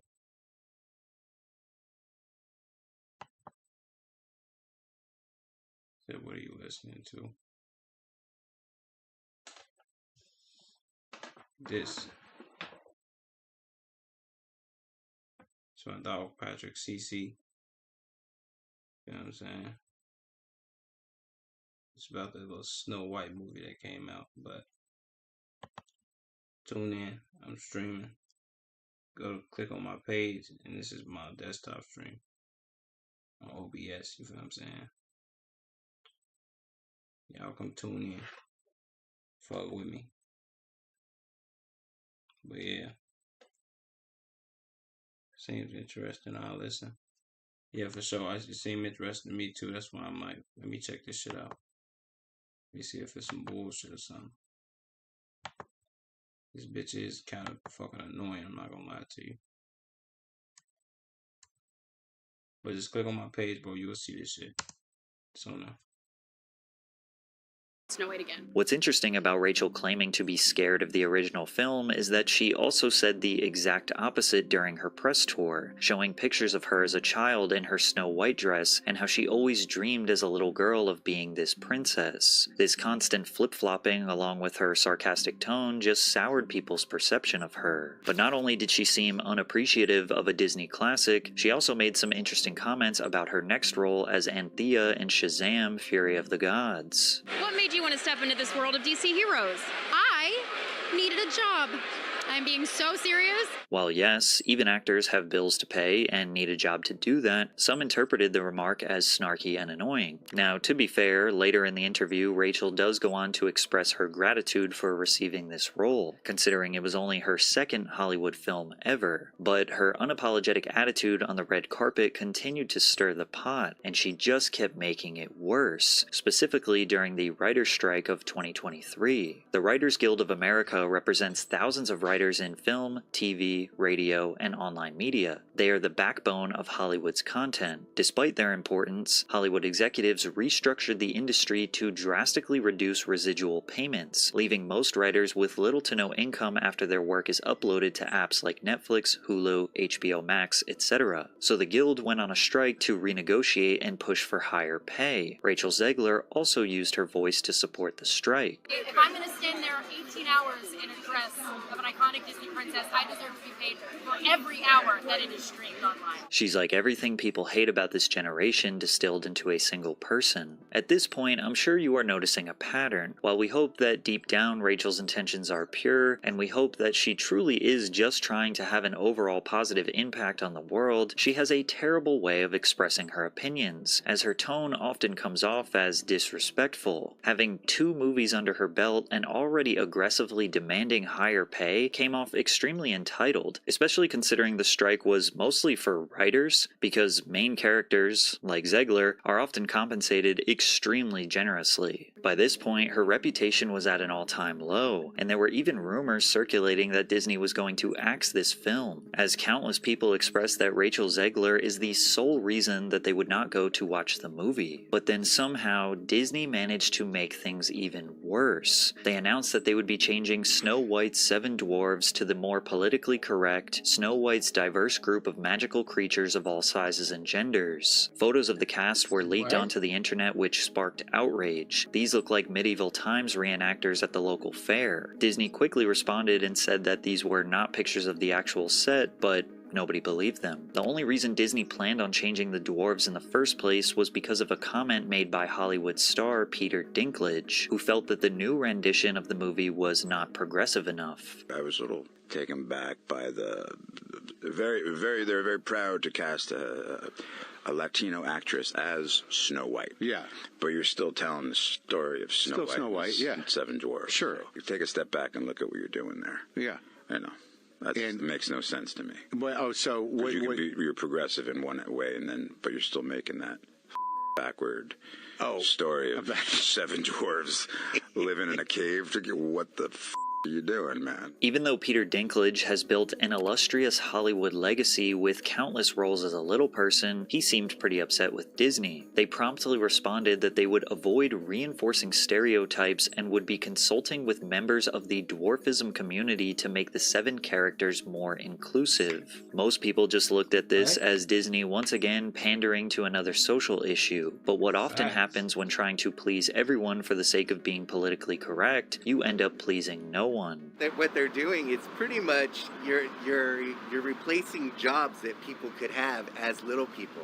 Okay. Snow White and the 7 dwarfs, it's 4 dwarfs. Disney was panicking for a solution to make both sides happy, and nobody could have predicted how bad their solution to this problem would be. Instead of casting real actors, Disney decided to eliminate them and use CGI dwarves instead, which will provide enough nightmare fuel to last you the rest of 2025. The dwarves look like scary monsters, not cute, charming friends. The overuse of CGI in this film allowed them to take shortcuts. Instead of creating detailed artistic sets and costumes, they relied on animation, which made the film feel cheap, hollow, and soulless. Like, wasn't this supposed to be a live-action remake? Where's the live action? Why is there so much CGI? Why does it look like a really bad cartoon? Additionally, the significance of the dwarves to the story was drastically reduced. Grumpy and Dopey got a decent amount of screen time, while the other 5 dwarves were barely shown enough for the viewers to be able to distinguish them from one another. Ironically, all of these decisions were made to avoid backlash from the dwarfism community, and now the little people who were removed from the film are now planning a class action lawsuit against Disney for replacing them with cartoons.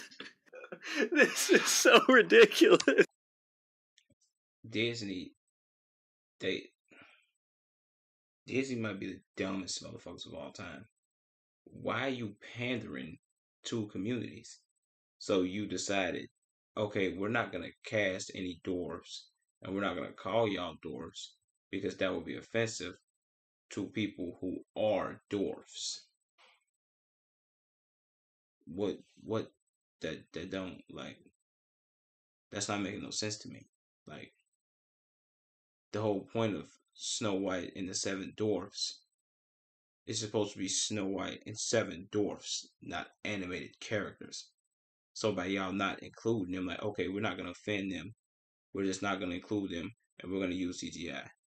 Now they suing y'all for not including them.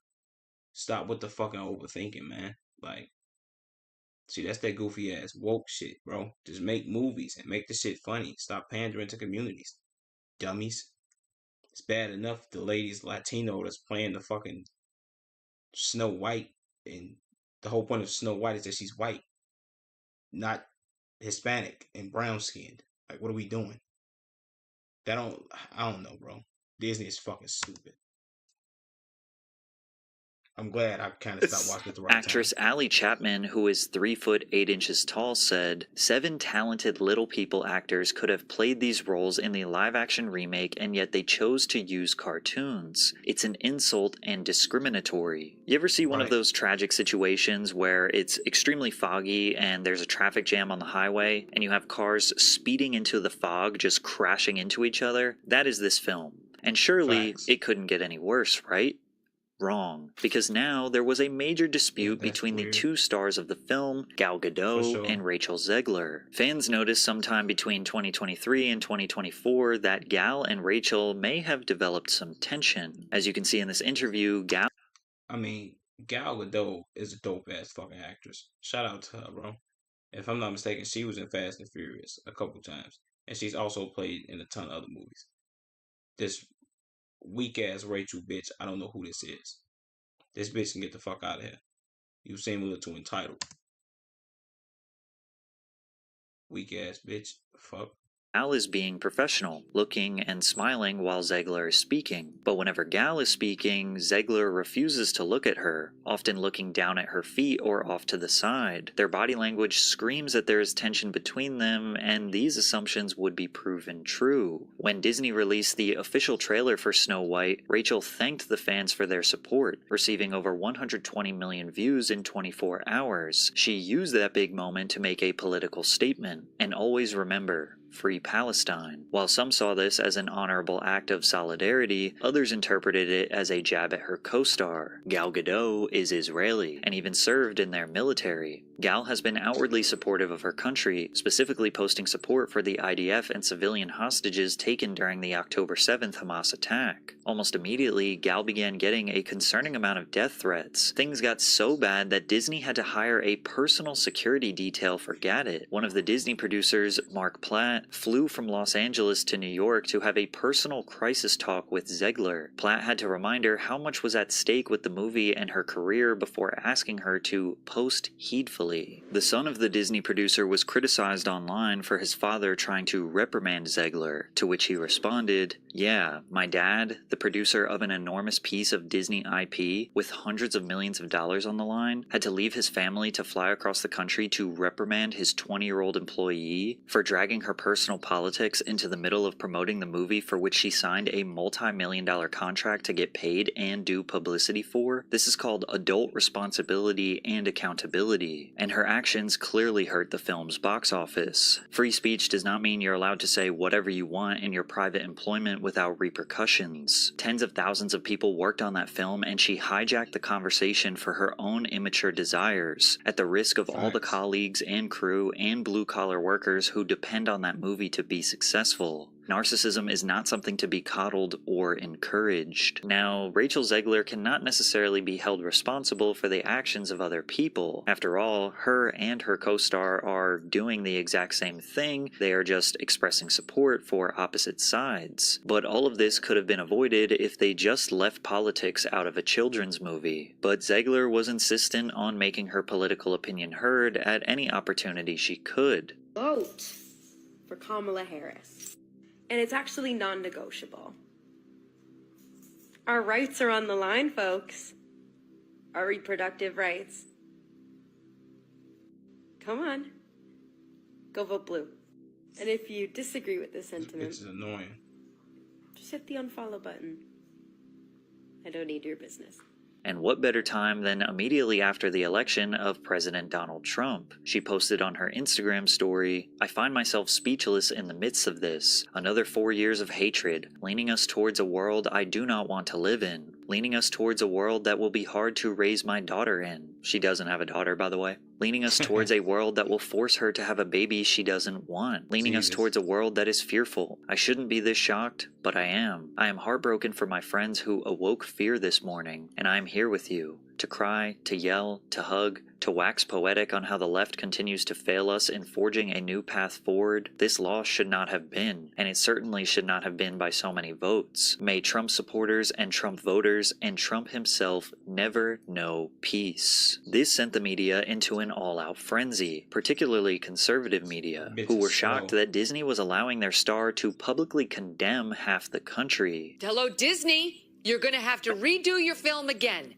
Because this woman is a pig, and you fired Gina Carano for far less than this nonsense. Rachel finally crossed a line. Disney was officially fed up with her and decided to take action. First, I'm assuming they made her apologize because she redacted her comments she made about the election. From there, Zegler reportedly began working with a social media guru paid for by Disney to vet any posts before the film's March 21st debut. They essentially had someone monitoring her social media so she wasn't able to sabotage the film any further, but the damage had already been